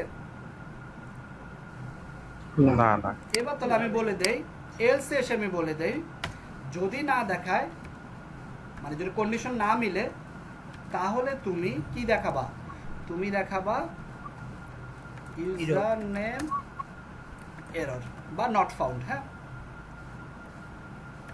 জি ভাই। এবার দেখেন আমি এটা চেক করি ডকুমেন্ট। আচ্ছা, আমার বানান ভুল হইলে কিন্তু বলবেন, হ্যাঁ, এই জন্য দেখায়নি। তো আমি আবার চেক করি, তার মানে আমার ইউজার নেম ঠিক আছে। এবার যদি আমি ইউজার নেমটা ভুল দেই তাহলে কি করবে? কি লেখা আসছে? এরর। User name error. কেন? User name error. কারণ আমার ইনপুট এলস এর কন্ডিশন। কন্ডিশনের সাথে মিলে নেই, তাই না? জি জি জি ভাই। আবার যদি কন্ডিশনের সাথে মিলে যেত তাহলে কি দেখাইতো? ওয়েলকাম দেখাইতো। আর এই যে দেখেন ডাইনামিক ওয়েতে দেখায় না, মাঝে মাঝে কোনো জায়গায় আপনি রেজিস্ট্রেশন করলে ওয়েলকাম আপনার নামটা দেখায়। ওই নামটা কোথায়? ওই যে আপনি ফর্মে ফিল আপের সময় আপনার নাম দিয়েছিলেন, ওইখান থেকে ডাটাটা সে দিচ্ছে। বুঝতে পারছেন? জি আচ্ছা, এটা কিন্তু ডাইনামিক ওয়েতে কাজ করছে, তাই না এই জিনিসটা? জি আচ্ছা, এবার তার মানে কি কন্ডিশন আমার মিলল। এখন মনে করেন আমি ফার্স্টেই বলছিলাম আপনি যদি নিয়মিত নিউট্রিশন বা পুষ্টিকর খাদ্য খান, বা এটা হচ্ছে একটা কন্ডিশন, তাহলে আপনার ভালো থাকবেন আপনি। তারপরে এর সাথে বলে দিল ডাক্তার শুধু এটা করলে হবে না, খাবার খেতে হবে, ঠিকমতো ঘুমাতে হবে, এক্সারসাইজ করতে হবে। খাবার খাওয়ার পরে আপনি বাকিগুলো করলেন না, তার মানে কি আপনি বাকি কন্ডিশনগুলো ফিল আপ করলেন না, তার মানে সে ব্র্যাকেট থেকে বের হয়ে আপনাকে এরর দেখাইলো, তাই না? জি ভাই। এখন যদি একের অধিক কন্ডিশন দেয়, আমি যদি আরও 5টা 4টা কন্ডিশন দিই, তাহলে এরকম কয়টা কন্ডিশন আমি লিখতে পারবো? মনে করেন আমি এখানেই লিখি, হ্যাঁ, আমি এই জিনিসটা রিমুভ করে দিই। আমি ইউজার নেম তো ঠিক আছে, আমি এটার ভিতরেই আরেকটা কন্ডিশন লিখবো, এটাকে বলা হয় নেস্টেড ইফ এলস। এখানে আমি এবার চেক করব ইমেল অ্যাড্রেসটা ঠিক আছে কিনা।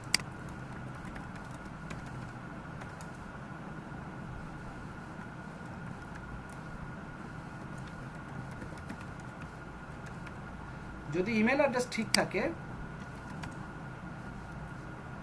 তাহলে তুমি দেখাও ওয়েলকাম টু আওয়ার ড্যাশবোর্ড। আর যদি ইমেল অ্যাড্রেস ঠিক না থাকে তাহলে কি লিখবো বলেন? বলেন। Email not found. Email address not found. তো চলেন দেখি কি দেখায়। ওয়েলকাম টু ড্যাশবোর্ড ঠিক আছে, প্রথম কন্ডিশন ঠিক আছে, পরের কন্ডিশনও ঠিক আছে। এখন আমি মনে করলাম প্রথম কন্ডিশনটা ঠিক নাই, তাহলে কি দেখাবে?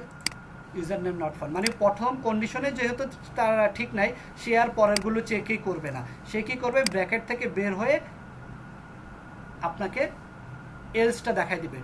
বুঝতে পারছেন? জি আর যদি প্রথম কন্ডিশন ঠিক থাকে সে তখন কি করবে? পরের কন্ডিশনটা চেক করবে। এখন আপনি পরের কন্ডিশনটা ভুল করলেন, তখন কি দেখাবে? দেখেন ইমেল অ্যাড্রেস নট ফাউন্ড। বুঝতে পেরেছেন? জি আবার যদি পরের কন্ডিশন ঠিক থাকে তখন সে কি দেখাবে? আপনাকে এটার আউটপুটটা দেখাবে। ওকে, তাহলে আমি এরকম কয়টা কন্ডিশন লিখতে পারি বলেন তো একটা ইফ এলস এর ভিতরে? অনেকগুলো। আনলিমিটেড, যতক্ষণ পর্যন্ত না আমার কন্ডিশন ট্রু ততক্ষণ আমি লিখতে জি। থাকবো। ফলস হইলে সে ব্র্যাকেট থেকে বের হয়ে এলসটা দেখাই দিবে। বুঝতে পারছেন? জি তাহলে আমরা এখানে আরেকটা কন্ডিশন যদি লিখতে চাই, আমি পাসওয়ার্ডটা দেখতে চাই, তাহলে কোথায় লিখবো বলেন? ইমেইলের নিচে ভেরি এলস এর গুড। পরে। ইমেলের নিচে আহা এলসে গেলেন কেন? কন্ডিশন ফার্স্টে সব চেক করবে, এলস তো আসবে কখন? ভুল হইলে, তাই না? জি জি জি এই যে ইফে আসলাম, এবার এসে আমি চেক করব কি, কোনটা চেক করব? পাসওয়ার্ড। পাসওয়ার্ড হচ্ছে 1 2 3 4 5 6 7 8। পাসওয়ার্ড যদি ঠিক থাকে এটা দেখাবে, আর পাসওয়ার্ড যদি ঠিক না থাকে তাহলে কি দেব? কি দেখাবে? পাসওয়ার্ডটা যে ফরগেট পাসওয়ার্ড, ইনকারেক্ট পাসওয়ার্ড বা ইনভ্যালিড পাসওয়ার্ড। ইনভ্যালিড। আসেন দেখি কি দেখায় এখানে। ওয়েলকাম তারিক ম্যাডাম, তার মানে কি আমার প্রথম condition, second condition, third condition সব ঠিক আছে, দ্যাটস আমাকে ওয়েলকাম করতেছে। এবার মনে করেন আমি কন্ডিশন এই লাস্টেরটা ঠিক নেই, ইনভ্যালিড পাসওয়ার্ড। কেন? সে চেক করলো প্রথম কন্ডিশন ঠিক আছে, ঠিক আছে, সেকেন্ড কন্ডিশন ঠিক আছে, ঠিক আছে, থার্ড কন্ডিশন ঠিক আছে, ঠিক নাই, ঠিক আছে, আমি ব্র্যাকেট থেকে বের হয়ে যাব, আমি আউটপুট দেখাই দেব। বুঝা গেল? জি তাহলে এই যে যতক্ষণ পর্যন্ত কন্ডিশন ঠিক থাকবে সে এক্সিকিউট করবে। কন্ডিশন ঠিক আছে, এক্সিকিউট করলো, কন্ডিশন ঠিক আছে, এক্সিকিউট করলো, কন্ডিশন ঠিক নাই, সে এবার কি করবে, এররটা দেখাই দিবে। বুঝতে পারছেন? এখন নিচে যদি আপনি আরো কন্ডিশন দেন, সেগুলো সে টাচে করবে না, কারণ কন্ডিশন ভুল হলে সে ব্র্যাকেট থেকে বের হয়ে যাবে। ক্লিয়ার? জি। তাহলে কন্ডিশনটা বুঝতে পারছেন সবাই কিভাবে কাজ করে? জি জি, এক্সেল এর ট্রু ফলস ফরম্যাটের মতো। এখন আমি যদি আপনাকে বলি, এটা আপনাদের একটা প্রজেক্ট, প্রথম আপনারা এই ইফ এলস কন্ডিশন ইউজ করে একটা মার্কশিট বের করবেন। মার্কশিটটা হবে এরকম, যখন মার্কস 80 থেকে 100, তখন আউটপুটে দেখাবে congratulation you get A plus. যখন কন্ডিশন 71 থেকে 79, তখন দেখাবে আউটপুট দেখাবে congratulation you got B plus. এভাবে আপনারা 60 থেকে 69, 50 থেকে 59, 40 থেকে 49, 33 থেকে 40 দেখাবেন।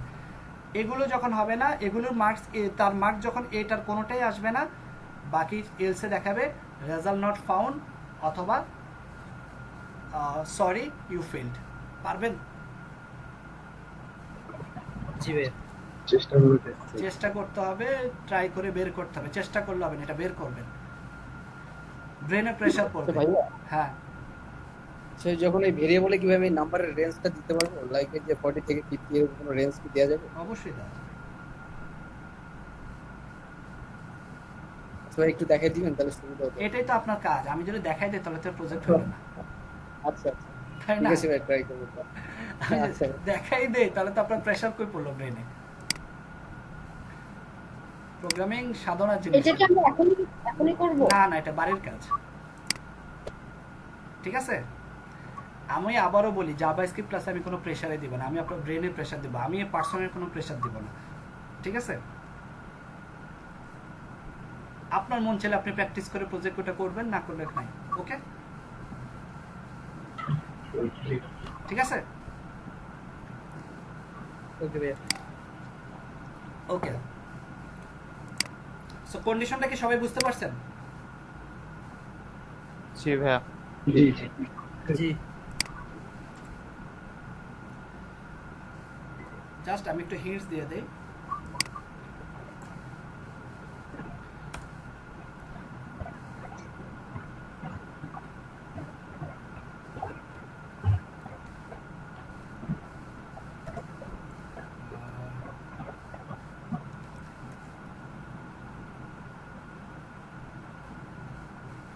ভেরিয়েবল দিতে হবে এখানে আগে, সেটা বের করেন, আপনারাই করেন, তাহলে পারবেন।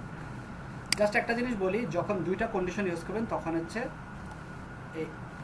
এটা বলে দেই, অ্যান্ড অথবা অর ইউজ করা হয়। এটা হচ্ছে অ্যান্ড, এটা হচ্ছে অর।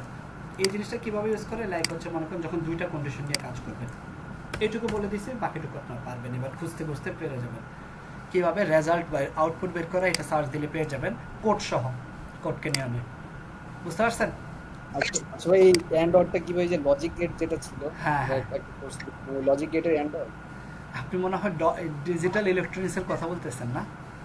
জি না, ওই লজিক গেট তো ঠিক আছে, ওই যে লিফটের ইয়াটা ওটা না। এটা অ্যান্ড অর মানে হচ্ছে, অ্যান্ড মানে হচ্ছে দুইটা কন্ডিশনের যে কোনো একটা, দুইটা কন্ডিশনের যে কোনো একটা, আর অরটা হচ্ছে যে কোনো একটা কন্ডিশন মিললেই হইলো। স্যার ইউনিয়ন ইন্টারসেকশনের মতো। হ্যাঁ, হ্যাঁ। তাহলে আমরা কন্ডিশন নিয়ে একটা আইডিয়া হইলো আপনাদের? জি ওকে, জি। আচ্ছা, আরেকটা টপিকস আজকে শিখবো, সেটা হচ্ছে খুব মজার একটা টপিকস, লুপ শিখছেন বা লুপের নাম জানেন? জি ভাইয়া। বলেন বলেন, কি বলবো, লুপ নিয়ে কিছু বলেন। মানে দেখছি, একটু একটু বুঝি, কিন্তু বলতে পারবো না ভাইয়া। কি মানে বুঝছেন একই এটাই জিনিসটা বলেন। রিপিটেটিভ হয় আর কি, রিপিটেটিভ কোনো কিছু করার জন্য আর কি এই লুপ ফাংশনটা ব্যবহার করা হয়। Very good.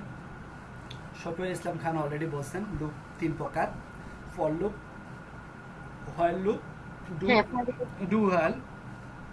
ওয়ার্ডপ্রেস থিম ডেভেলপমেন্টে হোয়াইল লুপটা খুব কাজে লাগে, স্পেশালি যখন আপনার কন্টেন্টগুলো আপনি আপনারা একটু জাস্ট থিঙ্ক করেন, এই যে ওয়ার্ডপ্রেস তো আমরা কাজ করছি, বাট ওয়ার্ডপ্রেস জিনিসটা বানাইছে যখন, একটু থিঙ্ক করেন, আপনি পোস্টে গিয়ে একটা করে পোস্ট লিখতেছেন, পোস্টগুলো শো করতেছে, পোস্ট যখন নাই তখন শো করতেছে না। এটা কি একটা লুপ না? যখন পোস্ট থাকবে তখন দেখাবা, যখন থাকবে না তখন দেখাবা না, তাই না? এটাই মনে করেন, এটাই একটা জিনিস। হ্যাঁ, সো লুপ হচ্ছে 3 প্রকার, for loop, while loop, do while loop. এটা হচ্ছে জাভা স্ক্রিপ্টে। পিএইচপিতে আবার লুপ 4 প্রকার আছে, for loop, while loop, do while loop, আর একটা আছে ফর ইচ লুপ।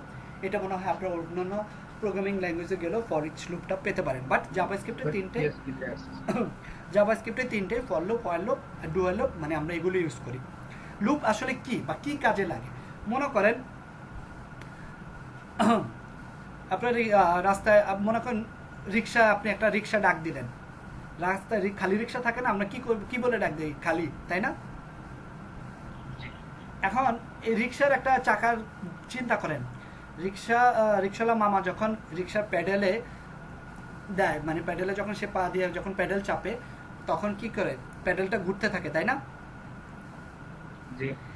তারপর যখন তিনি সেকেন্ড বার যখন প্যাডেল দেন, প্যাডেলের স্পিডটা কি বাড়তে থাকে? এভাবে উনি কি যতবার প্যাডেল দিতে থাকে ততবার কি স্পিড ইনক্রিজ হতে থাকে। একটা সময় যে কি স্পিডটা একটা স্টেবল পর্যায়ে চলে আসে, মানে সে তখন সর্বোচ্চ স্পিডে পৌঁছায় যায়, তাই না? বা আপনি আপনার বাসার ফ্যানের কথা চিন্তা করেন। হ্যাঁ, আপনি যখন কি করেন, ফার্স্ট হচ্ছে আপনি প্রথমে কি করেন? সুইচ অন করেন, মানে স্টার্ট, ইনিশিয়াল কি সুইচ অন করতে হবে, তাই না? এটা হচ্ছে ইনিশিয়াল পার্ট। তারপরে হচ্ছে কি ফ্যানটা ঘুরতে থাকে, ফ্যানটা ঘুরে কিন্তু একটা কন্ডিশনের উপরে ফ্যান চেক করে আমার আরপিএম কি 70-এ পৌঁছাইছে, 70 হচ্ছে তার সর্বোচ্চ স্পিড, সে ঘুরে দেখেন না 70 না 10, তারপর স্পিড আরও বাড়তে থাকে 20, 30, 40, 50, 60, 70, 70-এ আসে যখন, তখন সে হাইয়েস্ট স্পিডে পৌঁছায়। তার মানে সে ফার্স্টে আপনি সুইচ যখন অন করলেন, এটা একটা ইনিশিয়াল, সে কন্ডিশন, প্রত্যেকটা কন্ডিশন চেক করলো, এটা হচ্ছে একটা কন্ডিশনাল পার্ট। তারপর হচ্ছে আপডেট, সে নিজেকে আপডেট করে সর্বোচ্চ স্পিডে পৌঁছাচ্ছে, এটা হচ্ছে একটা আপডেট পার্ট। তাহলে একটা লুপকে আমরা 3 ভাগে ভাগ করতে পারি, তাই না? বলতে পারি? জি ভাই। ওকে, সো আমরা এখানে দেখব, ফার্স্ট হচ্ছে ইনিশিয়াল পার্ট, সেকেন্ড হচ্ছে কন্ডিশন পার্ট, আর থার্ড হচ্ছে আপডেট পার্ট। ঠিক আছে? আর এখানে হচ্ছে আমার মেন অপারেশনটা হবে। সো মনে করেন আমি ইনিশিয়ালাইজ করলাম বার i = 1, মানে i এর ভ্যালু 1 থেকে শুরু হবে। কন্ডিশন কি? কন্ডিশন হচ্ছে i এর ভ্যালু যতক্ষণ পর্যন্ত না লেস দেন ইকুয়াল 10 হবে। বুঝতে পারছেন? জি। i এর ভ্যালু যতক্ষণ না লেস দেন ইকুয়াল 10 হবে, মানে লেস দেন ইকুয়াল 10 মানে বুঝতে পারছেন এক কত পর্যন্ত যাবে? 1 2 3 4 5 6 7 8 9 থেকে 10 পর্যন্ত। 10 পর্যন্ত। আর যদি শুধু লেস দেন থাকতো তাহলে কত পর্যন্ত যেত? 9 পর্যন্ত। আচ্ছা, এবং i 1 থেকে শুরু করে 10 পর্যন্ত যাবে, এক এক করে বাড়বে, মানে i প্লাস প্লাস মানে হচ্ছে 1 করে বাড়া, i মাইনাস মাইনাস মানে হচ্ছে 1 করে কমা। বুঝতে পারছেন? i প্লাস 2 মানে হচ্ছে 1 2 করে বাড়া, আর i প্লাস মাইনাস 2 মানে কত? 2 করে কমা। এটা 2 করে কম। এবার আমি মনে করেন এখানে এসে আমি অপারেশনটা চালাই,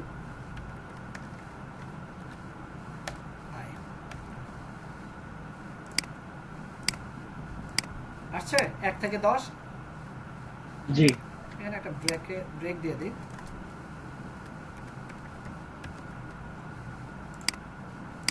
আসছে? জি। আচ্ছা, খুব মজার ব্যাপার, 1 থেকে 10 আসলো।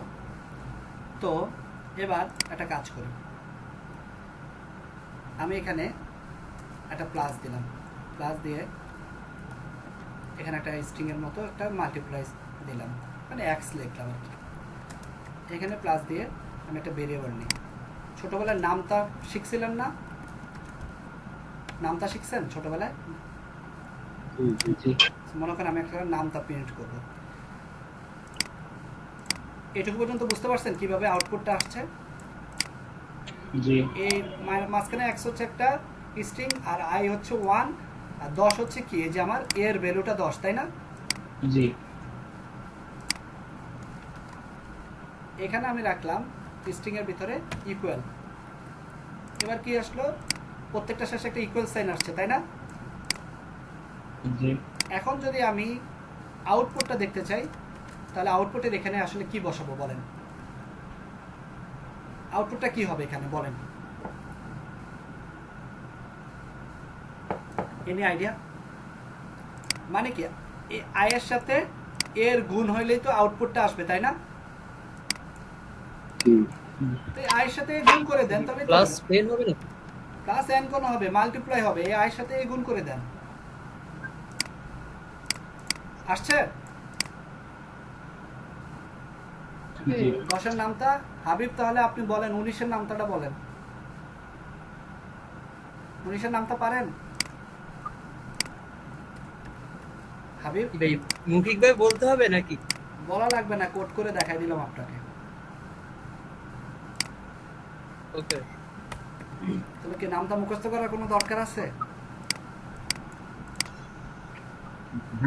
হ্যাঁ, না ভাই, এই ছোটবেলায় যদি এরকম আমাদেরকে প্রোগ্রামিং শিখাইতো অনেক ভালো হতো না? ক্যালকুলেটর বানাইতে পারতাম। অবশ্যই ওইটাই বানাবো জান, এই যে বলছেন না ক্যালকুলেটর জানি, এটাই সেকেন্ড নেক্সট ক্লাসে বানাই দেখাবো, কোনো তার ছাড়া ব্যাটারি ছাড়া ভাই শুধু আমি programming আগে করে বানাই থেকে দেবো। হ্যাঁ, মানে আমি আগে থেকেই জানতাম যে ক্যালকুলেটর বানাইতে দিবে। কি আপনাদের ক্লাসও বানাইতে দিছিল? হ্যাঁ ভাই এটা আমাদের ক্লাসেও দিছিল। আচ্ছা সত্যি করে বলেন তো, আপনি সিএসসি তো আপনি তো সিএসসি স্টুডেন্ট তাই না? জি আমি আজকে ক্লাসে যা দেখলাম এটা আপনাদের কয় ক্লাসে দেখাইছি? এটা ভাই এটা তো এক ক্লাস দেখেছি। এক ক্লাসে দেখাইছে? না না ভেরিয়েবল তারপর ডকুমেন্ট এগুলো আলাদা আলাদা দেখেছি। মানে ভেরিয়েবল এক ক্লাস, ডকুমেন্ট আর ক্লাসে? মানে ভাইয়া জাভাটা আমাদের বেশি করে একটু দেখেছি, জাভা স্ক্রিপ্টটা হালকা জাস্ট টিউটোরিয়াল দিয়ে আমি জাভা স্ক্রিপ্টের কথা বলতেছি না, আমি আপনাদের যে কোনো একটা প্রোগ্রামিং ল্যাঙ্গুয়েজের কথা বলতেছি। লুপ পর্যন্ত কয় ক্লাসে আসছে? দুই ক্লাস ভাই মিনিমাম স্যার 4 ক্লাস থাকে। আচ্ছা আমাদের দুই ক্লাস নিছে। আচ্ছা, সো এবার মনে করেন আমরা ফর লুপটা শিখলাম তাই না? ফর লুপ নিয়ে কারো কোনো কোশ্চেন আছে, কনফিউশন?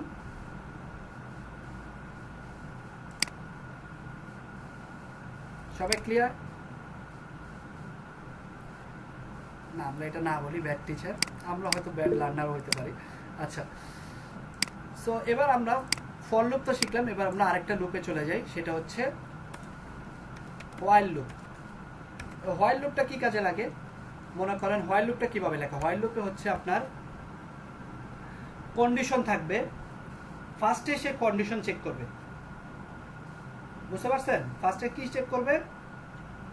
কন্ডিশন ফার্স্টে হচ্ছে সে কন্ডিশন চেক করবে, কন্ডিশন চেক করে তারপরে হচ্ছে সে অপারেশন Condition. করবে, তারপর হচ্ছে আপডেট দিবে। মনে করেন ফর লুপে ইনিশিয়ালাইজেশন আলাদা থাকে। ফার্স্টে সে কন্ডিশন চেক করবে যে ওই যে ওয়ার্ডপ্রেসে ফার্স্টে দেখবে পোস্ট আছে কিনা, আপনার থাকলে পোস্টটা দেখাই দিবে, তারপরে আপনাকে যত পোস্ট আছে একটা করে আপডেট দিবে।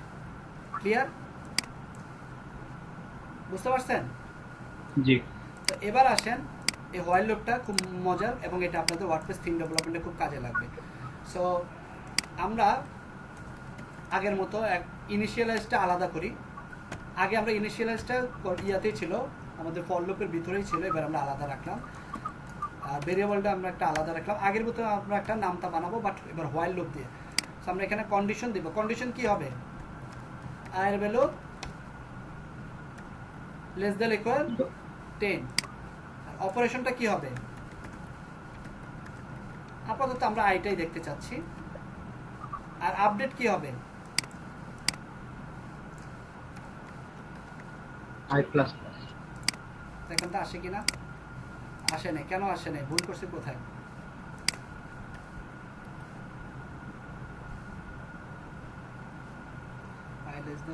আচ্ছা, এই কোটেশনটা আসলে দেওয়ার দরকার নাই, যেহেতু এটা একটাই আছে। চলে আসছে? জি ওকে, তো হোয়াইল লুপ দিয়ে কি আমরা একটা নামটা প্রিন্ট করতে পারবো? জি সুন্দর। বলেন। তাহলে এখানে কি করবো? সেম দিলাম, সেম এ দিলাম, তারপর হচ্ছে কোটেশন এ মাল্টিপ্লাই আই,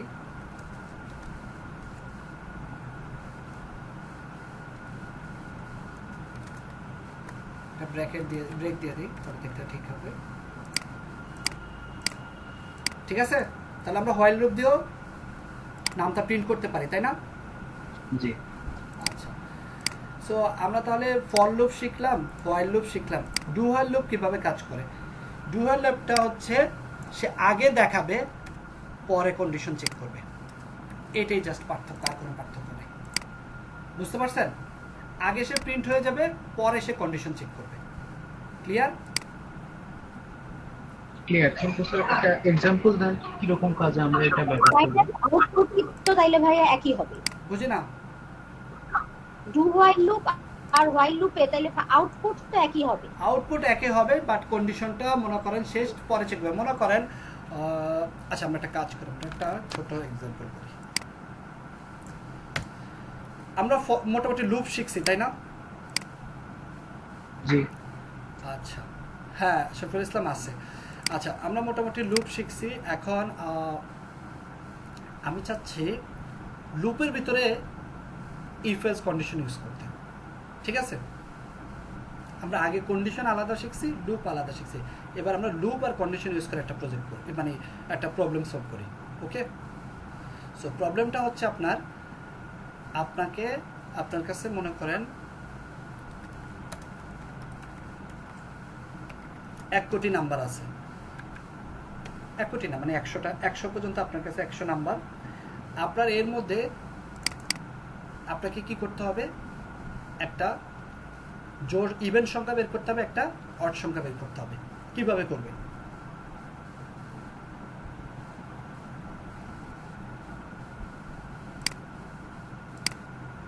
কিভাবে করবেন বলেন?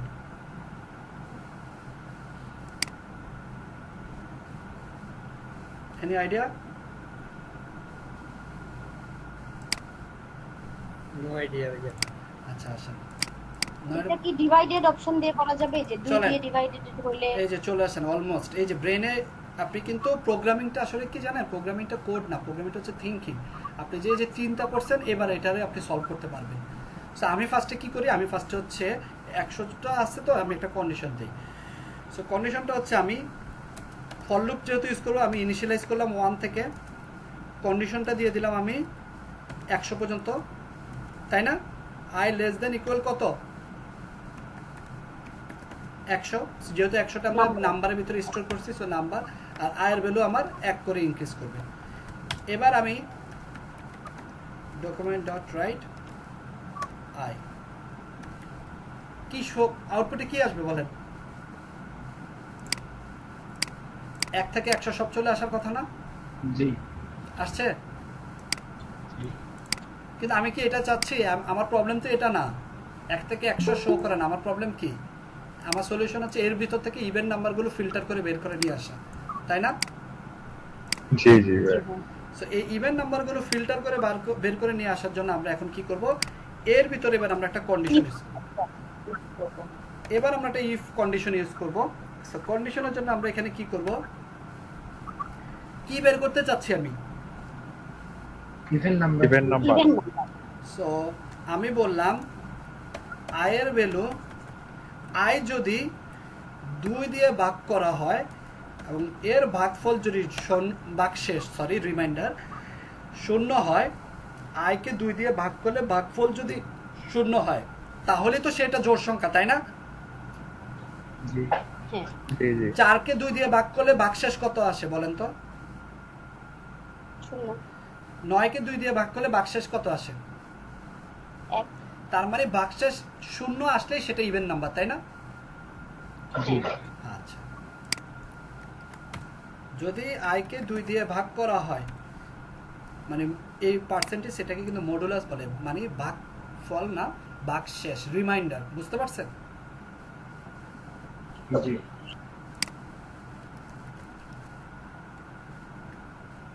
এখানে আমি বললাম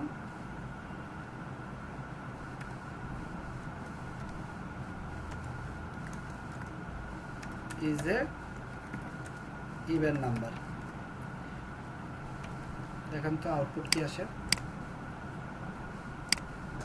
আচ্ছা একটা ব্র্যাকেট দিই, ব্র্যাকেট না সরি ব্রেক দিই। আচ্ছা সব ইভেন নাম্বারগুলো আসছে না? জি জি ভাইয়া। জি জি জি ভাইয়া। এটা কি, এই যে আপনি কিন্তু অলরেডি সলিউশনটা আমাকে দিয়ে দিছিলেন, আমি জাস্ট কোড করে দেখালাম। এবার তাহলে অড নাম্বার কিভাবে বের করবো বলেন? এই সেম কোডে 0 এর জায়গায় 1 হবে খালি, যে ভাগশেষ 1 যেটা হবে সেটা হলো 1 হলে অড নাম্বার। তাহলে যদি আমি 21 বা হচ্ছে কি বলি 27 যদি আমি ভাগ করি, সবকিছু 1ই থাকে? 2 দিয়ে ভাগ করলে তো 1ই থাকবে ভাইয়া সবকিছুতেই। আপনি বলতেছেন 2 দিয়ে যেহেতু আমি 2 দিয়ে ভাগ করছি সেক্ষেত্রে 1ই তো অপশন, একটাই অপশন। আচ্ছা এটা হচ্ছে আপনার একটা সলিউশন। আমি যদি জাস্ট এখানে এলস বলে দেই, নট ইকুয়াল টু 0 দিয়ে দেওয়া যায়, যে নট ইকুয়াল টু 0 হইলেই অড নাম্বার। আমি যদি এত কিছু না করে ডকুমেন্ট ডট রাইট এসে বলে দেই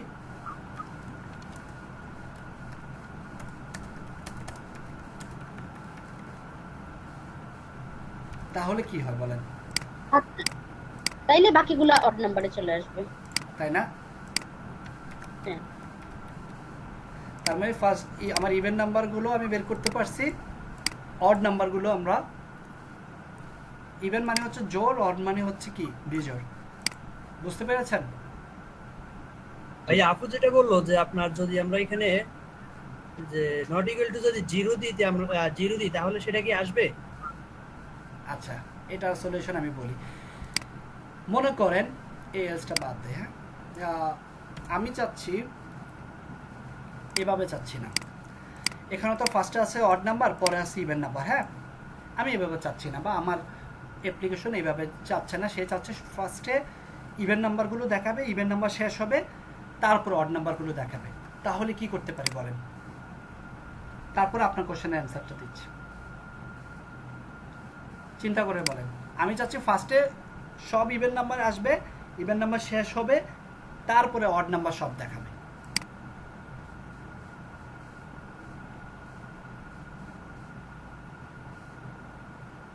বলেন।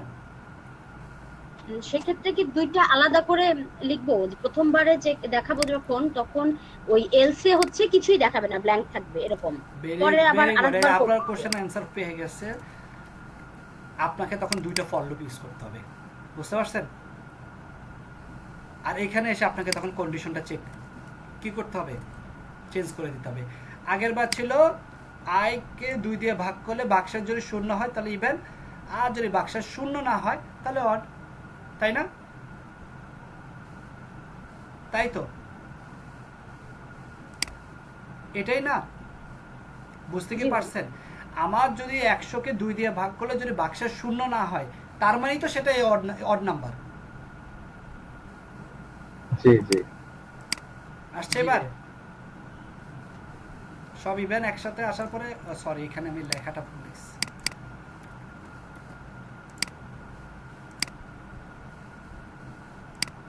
তাহলে ফার্স্টে সব কি আসছে? ইভেন।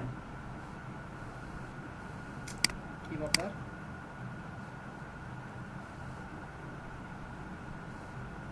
নট ইকুয়াল 0 হয়, সেভ করে নেই। এবার সরি সেভ করতে ভুলে গেছিলাম। তো দেখেন 2 4 6 7 8 9 10 100 পর্যন্ত আসলো, তাই না? জি ভাইয়া। তারপরে আবার ইভেন নাম্বার শেষ। এই টোটাল জিনিসটা হচ্ছে আপনি কিভাবে কন্ডিশনটা সেট করেন, যেটা আপনার কাছে অ্যাপ্রোপ্রিয়েট মনে হয়। ওকে, সবাইকে ক্লিয়ার? কারো কোনো কোশ্চেন? জি জি ভাইয়া। না ভাই। ওকে, তাহলে আপনারা একটা কাজ করেন, আমি একটা ব্রেক দেই, 4টা বাজে ক্লাস শুরু করি। হ্যাঁ, ওকে ভাই। ব্রেক লাগবে নাকি একবারে ছেড়ে দিব? ব্রেক দেন ভাই। ব্রেকটা দেন ভাই। একবারে ছেড়ে দিন। না, অনেক সময় তো হয়েছে একবারে ছেড়ে দিলেও হয়। আপনারা বললেন আপনাদের একটু ফ্রিল্যান্সিংটা দেখাইতে। জি ভাই, একটু ব্রেক দিয়ে ফ্রিল্যান্সিংটা ব্রেক দিয়ে তারপরে ভাই দেখা। আচ্ছা ঠিক আছে, তাহলে আচ্ছা ছেড়ে দেবো, আগেই ছেড়ে দেবো, সমস্যা নেই। 4টার দিকে আমরা ক্লাস শুরু করি। ওকে ওকে ওকে, সো আমাদের ব্রেকের পর আবার শুরু করলাম। আমাদের জাভাস্ক্রিপ্ট ক্লাসটা আমরা আজকে এই পর্যন্তই রাখি, কারণ আমার মনে হয় যারা একবারে বিগিনার তাদের হয়তো একটু বেশি ডিপে গেলে একটু প্রবলেম হতে পারে। সো আমরা নেক্সট ক্লাসে আমরা বাকি ফাংশন, অ্যারে এগুলো শিখবো। এর পাশাপাশি আমরা একটা ছোট প্রজেক্টও করবো। ওকে, আচ্ছা ভাই, আমার একটা কোশ্চেন ছিল। হ্যাঁ বলেন। জি ভাই। আচ্ছা, আমাদের কি মানে ফিজিক্যাল ক্লাস শুরু হবে, মানে হবে ইয়ার কোর্স একটা, বুঝি না, মানে কোর্সে কি কোনো ফিজিক্যাল ক্লাস হবে মানে অফলাইনে? অফলাইনে ক্লাস আমি এটা বলতে পারবো না, আপনারা একটু অফিসে যোগাযোগ করেন, ওইখান থেকে বলতে পারেন। যতটুকু আমি জানি এই মাসে শুরু হওয়ার পসিবিলিটি কম। মানে কোর্স তো এই মাস পর্যন্তই আছে না, পরের মাসে তো আর হবে না? দেখি না আপনাদের ক্লাস কয়টা নেওয়া যায়, সমস্যা তো নাই না? না না ভাই, সমস্যা নেই, পরীক্ষা শেষ হতে আসছে। হ্যাঁ, আজকে পরীক্ষা শেষ হলো তো, এর জন্য আমি একটু সময় দিতে পারি না এটার জন্য। আচ্ছা সমস্যা নেই, ফিজিক্যাল ক্লাস হোক আর না হোক আমি যা দেখাই এগুলো একটু কন্টিনিউ করেন, কোনো প্রবলেম হলে তো আমি আসি। আর যদি ফিজিক্যাল ক্লাস আমাকে নোটিশ আসে তাহলে তো আপনারাও জানবেন, আমিও আপনাদের সাথেই জানবো। ওকে, আচ্ছা এই ইয়াটা ফলো করবেন। হ্যাঁ, এই ডাব্লিউ3 স্কেলের এই যে জাভাস্ক্রিপ্ট, এটা খুবই বিগিনার ফ্রেন্ডলি, বিগিনারদের জন্য খুবই ভালো। মোটামুটি এই যে দেখেন আমি already variable, comment, syntax, statement, তারপরে এইগুলো দেখা দিছি। এখানে লেট অ্যান্ড কনস্ট্যান্টটা আপাতত দরকার নাই, কারণ লেট অ্যান্ড কনস্ট্যান্ট হচ্ছে আপনি যখন হচ্ছে ES6-এ যাবেন তখন আপনার লাগবে লেট অ্যান্ড কনস্ট্যান্ট। ভেরিয়েবলেরটাকেই লেট বলা হয়, আর কনস্ট্যান্ট হচ্ছে যে ভেরিয়েবলটাকে চেঞ্জ করা যায় না, এটা এখন না। তারপরে হচ্ছে এখানে অ্যারিথমেটিক, ডাটা টাইপ, আর আমরা তো ফাংশন আর অ্যারেটা নেক্সট ক্লাসে দেখবো। এখানে আবার যে স্ট্রিং আছে, সো আমি বলবো এই কীভাবে আপনারা জাভাস্ক্রিপ্ট প্রপারলি শিখতে পারেন, এই জিনিসটা আমি বলবো। হ্যাঁ, সো আজকে ক্লাসের জাভাস্ক্রিপ্ট আজকের ক্লাসে এই পর্যন্তই। নেক্সট ক্লাসে আমরা জাভাস্ক্রিপ্টের বাকি যতটুকু বেসিক আমাদের জানা দরকার আমরা কন্টিনিউ করব। ওকে, জি ভাই। এর পাশাপাশি কিন্তু আমাদের একটা জাভাস্ক্রিপ্টের লাইব্রেরিও আমরা শিখবো, যে কোরিটাও শিখবো, ওটা আর একটা ক্লাসে। আচ্ছা তাহলে এই পর্যন্ত তাহলে আমি এটা অফ করে দিই, এটাই ফোকাস করা হবে। এর পাশাপাশি হয়তো এর পাশাপাশি উইক্সটা দেখানো হবে, ফোকাসড অন শপি ভাই। মনে 9টা ক্লাস থাকবে শপি ভাই, আর উইক্সের উপর 3টা ক্লাস থাকবে। আচ্ছা আমরা শুরু করি। আচ্ছা, পপ আপ জিনিসটা কীভাবে কাজ করে। হ্যাঁ, মনে করেন যে একটু দেখি,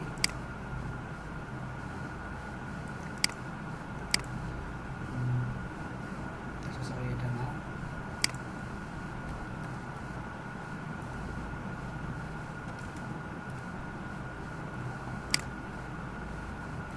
মনে করেন এই যে একটা ওয়েবসাইটে আসলাম,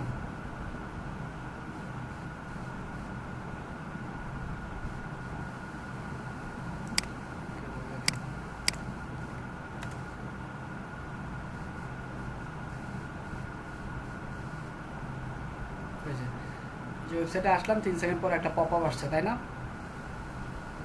তো এখানে আমি আমার ইমেল অ্যাড্রেসটা দিয়ে সাবস্ক্রাইব করলে কি হবে, এই ইমেলটা আমার হয় কন্ট্যাক্ট ফর্ম 7-এর সাথে যদি ইন্টিগ্রেট থাকে ওখানে যাবে, নাহলে হচ্ছে আমার মেল চিমের সাথে ইন্টিগ্রেট থাকলে সেখানে যাবে, অথবা ড্যাশবোর্ডে যাবে, তাই না? সো এই জিনিসটাই হচ্ছে, এটাকে অপটিন ফর্ম বা পপ আপ বলা হয়। সো এইটা আমরা করব, এটাকে মডেল পপ আপ বলা হয়। এটা যেটা হচ্ছে যে ওয়েবসাইটে ঢোকার কিছু সেকেন্ড পরে এভাবে মাঝখানে আসে, এটাকে মডেল বলা হয়। আর ওয়েবসাইটের উপরে এরকম অ্যাকশন বারের মতো কিছু থাকে না, লাইক হচ্ছে এটা তো নাই, ওয়েবসাইটটা দেখাই, কিছু ওয়েবসাইট আর ওই যে 400 মেগাপিক্সেল নিচে নাম হলে একটা সাইট দিয়ে একটা দিতে পারে এটা হচ্ছে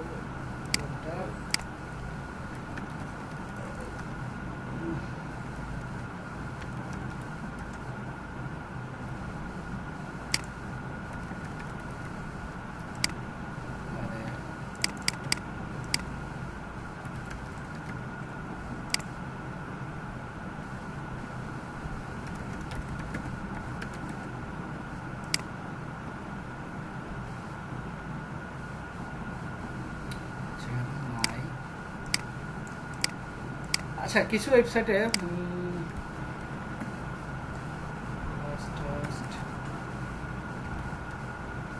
রাখছিলাম তো দেখি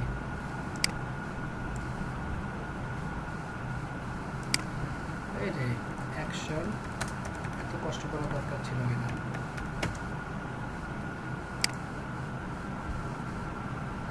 এই যে এগুলো হচ্ছে মডেল পপ আপ অ্যাকশন বা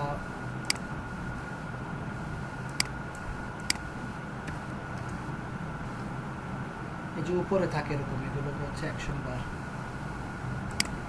এই যে এটা হচ্ছে একটা রেজিস্টার লগার এগুলো হচ্ছে একটা অ্যাকশন বার আর একটা হচ্ছে যে এখান থেকে হঠাৎ করে আসবে স্লাইড ইন হয়ে সেটাকে বলা হয় slide in pop up so normally সবচেয়ে পপুলারটা হচ্ছে মডেল পপ আপটাই সো এই মডেল পপ আপটা স্টার্ট করবো কীভাবে এই যে আমরা এই যে মডেল পপ আপ বানাতে চাচ্ছি মডেল পপ আপে যাবো এই যে ইনফো বার স্লাইড ইন আছে হচ্ছে এখানে কি বলছে একটা পপ আপ বানাও create your new model pop up এই যে দেখছেন অনেকগুলো পপ আপ আছে আপনার যেটা দরকার সেটা ইউজ করেন এই যে দেখছেন কতগুলো আছে নিউজ লেটার মনে করেন এটা ইউজ করলাম হ্যাঁ এই যে অপটিন পপ আপ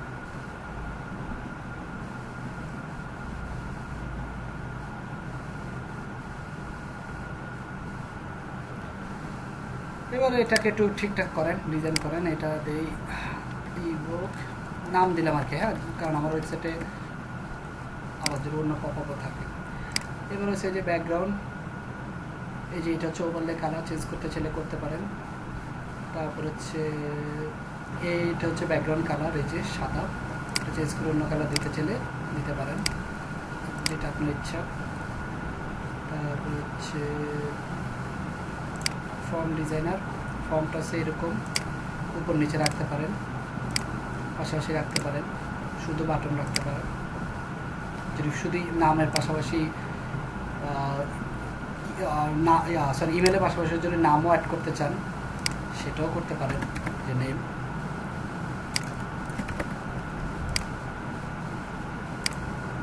যে নেম চলে আসছে নর্মালি সবাই ইমেলটাই রাখে নেম কেউ এত কিছু রাখে না ইউজ তাহলে ভিজিটর একটু ডিস্টার্ব ফিল করে এই যে এটা গ্রিড স্ট্রাকচারটা ঠিক করতে পারেন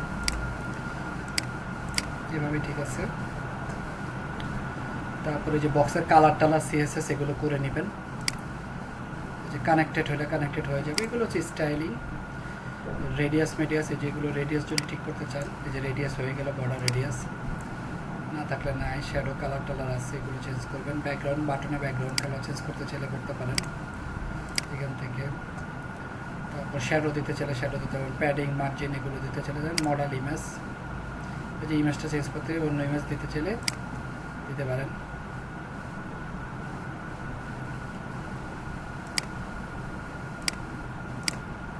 চলে আসছে image position left right change করতে পারেন ইমেজ সাইজ কমাতে পারেন বাড়াতে পারেন এখানে সিএসএস আছে এগুলো দেখেন এই যে লিঙ্ক ক্লোজ লিঙ্ক এটা হচ্ছে এই যে এখানে ইমেজ চেঞ্জ করতে পারেন এখান থেকে সব হচ্ছে সব ওকে এবার হচ্ছে মডেল অ্যানিমেশন এটা অ্যানিমেশনটা কেমন হবে না উপর থেকে ঠিক আছে যে বটম থেকে টপ থেকে দিতে পারেন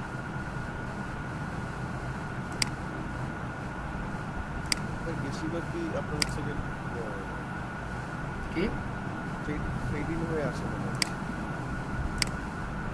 হ্যাঁ ফেডিং হ্যাঁ এটাই তো এটাই দিলাম আর হচ্ছে এবার হচ্ছে বিহেভিয়ার কখন চালু হবে এটা হতে পারে আপনি ওয়েবসাইট যখন ক্লোজ করতে যাবেন তখন আসতে পারে অথবা আপনি ওয়েবসাইটে ঢোকার কয়েক সেকেন্ড নর্মালি ওয়েবসাইটে ঢোকার কয়েক সেকেন্ড পর 1 সেকেন্ড পরে আসবে আবার এমন হতে পারে আপনি ওয়েবসাইটে ঢুকছেন, স্ক্রল করছেন, তখন আসবে, সেটা হলে এটা বিহেভিয়ারটা এখান থেকে ওয়েবসাইটে ঢুকে বসে আছেন, কিছু করতেছেন না, ইনঅ্যাক্টিভ, তখন এটা আপনার উপর ডিপেন্ড করে আপনি কখন পপ আপটা লঞ্চ করতে চাচ্ছেন।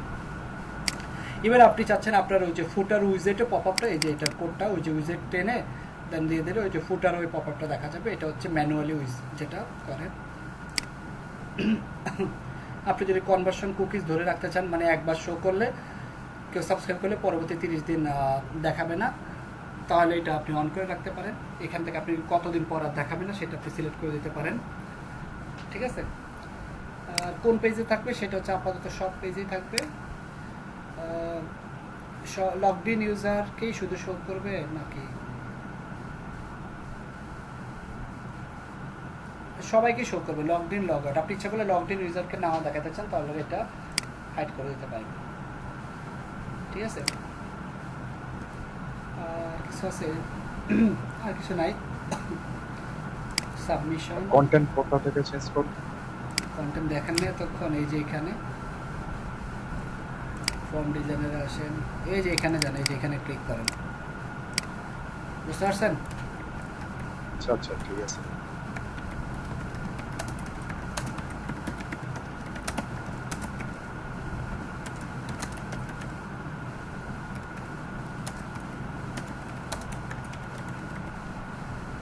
এইখান থেকে যে যে চেঞ্জ করতে পারবেন লেখা, যেখানে textile and center, bold, colour, background, font size fonts সব চেঞ্জ করতে পারবেন, ঠিক আছে।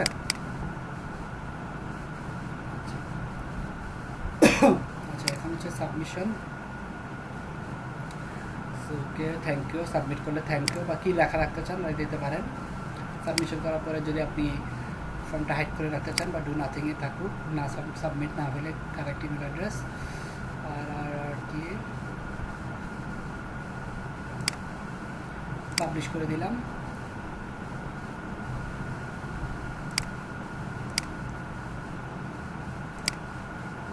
দেখি এবার আসছে কিনা, এই যে চলে আসছে, পারবেন। এই যে খুব সুন্দর একটা ডকুমেন্টেশন লেখা আছে এখানে, এটা দেখে দেখে করবেন, ঠিক আছে। এই যে এখানে একবারে খুব সুন্দর করে লেখা আছে কিভাবে ফর্মটা মডেল পপ আপটা কীভাবে ইনস্টল করবেন, এই যে কীভাবে কাজ করে। এই যে এটাকে বলা হয় অ্যাকশন পপ আপ, হ্যাঁ, ইনফোবার পপ আপ। এই যে slide in pop up, slide in, info bar, আর এটা হচ্ছে মডেল হচ্ছে। আচ্ছা, আপনি ইচ্ছা করলে আপনার মেইলচিম বা অ্যাক্টিভ ক্যাম্পেইন এদের সাথেও কানেক্ট করতে পারেন, সেটাও যে এখানে দেওয়া আছে কীভাবে, যে যেটার সাথে যদি মেইলচিম বলে মেইলচিম, আর যদি হয় অ্যাক্টিভ ক্যাম্পেইন, যদি কমার্স, যদি ওয়েবার হয় ওয়েবার, যেটা লাগে। আমি মেইলচিমটাই দেখি, গেট রেসপন্সও খুবই পপুলার, আর আরেকটা পপুলার আছে ক্লাবিও, মানে এখানে নাই, মানে শপিফাইটা খুব পপুলার। মেইলচিম দু জায়গায় পপুলার, শপিফাইতে আবার এটা অনেকে ইউজ করে। আচ্ছা চলে আসছে এবার কানেক্টস।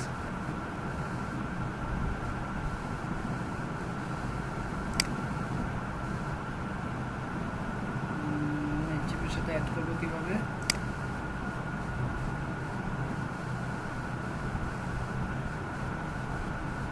বিগত গেলাম মডেল পপ আপ,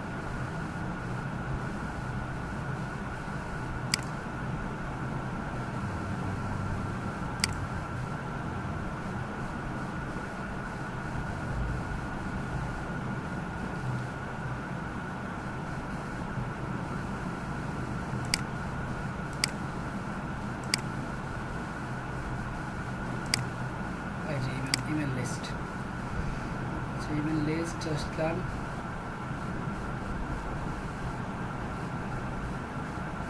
দিলাম তো।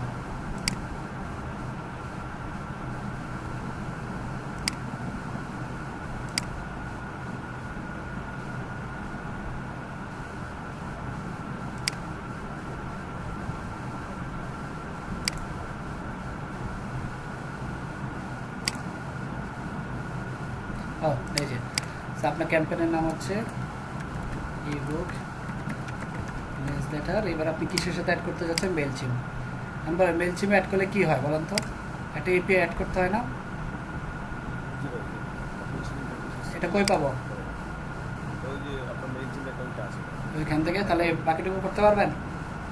জি ভাই। এই যে এখানে দেখে নিন, এপিআই কিটা অ্যাড করে দিলে তারপর ওখান থেকে আপনি অডিয়েন্স লিস্ট সিলেক্ট করে দিবেন, তাহলে ইমেলগুলো সব ওই অডিয়েন্স লিস্টে যে অ্যাড হবে, এখানেই পাবেন।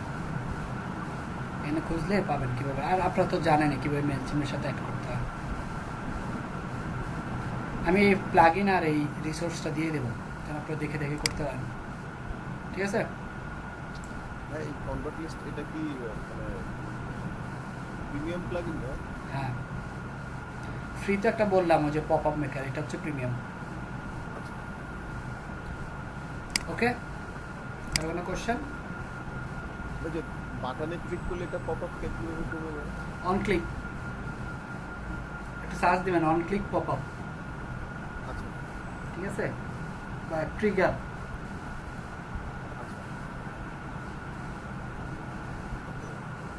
ওকে,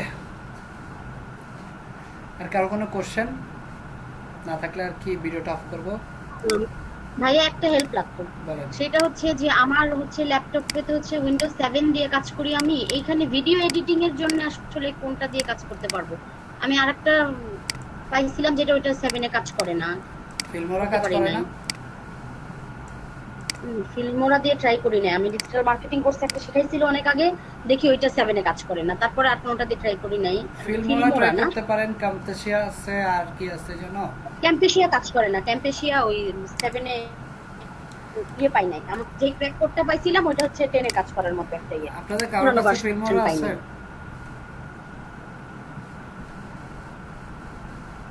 ফিল্মোরাটা ট্রাই করে দেখতে পারেন, আমার কাছে যদিও নাই। আর দুটো কোশ্চেন করতাম। বলেন। আচ্ছা, ওনাকে একটু হেল্প করেন তো, কি দিয়ে আপনারা এডিট করেন? ভিডিও হ্যাঁ, ভিডিও ভাই আমি একটা সময় ক্যাম্পাসে চালাইতাম, কিন্তু আরেকটা আছে ভাই আপনার হচ্ছে যে আমার কাছে সেটিং মানে সফটওয়্যারটা ইজি ছিল। হ্যাঁ, আচ্ছা ভাই যে প্রো শো প্রোডিউসার আছে একটা, প্রো শো প্রোডিউসার। আচ্ছা বলেন।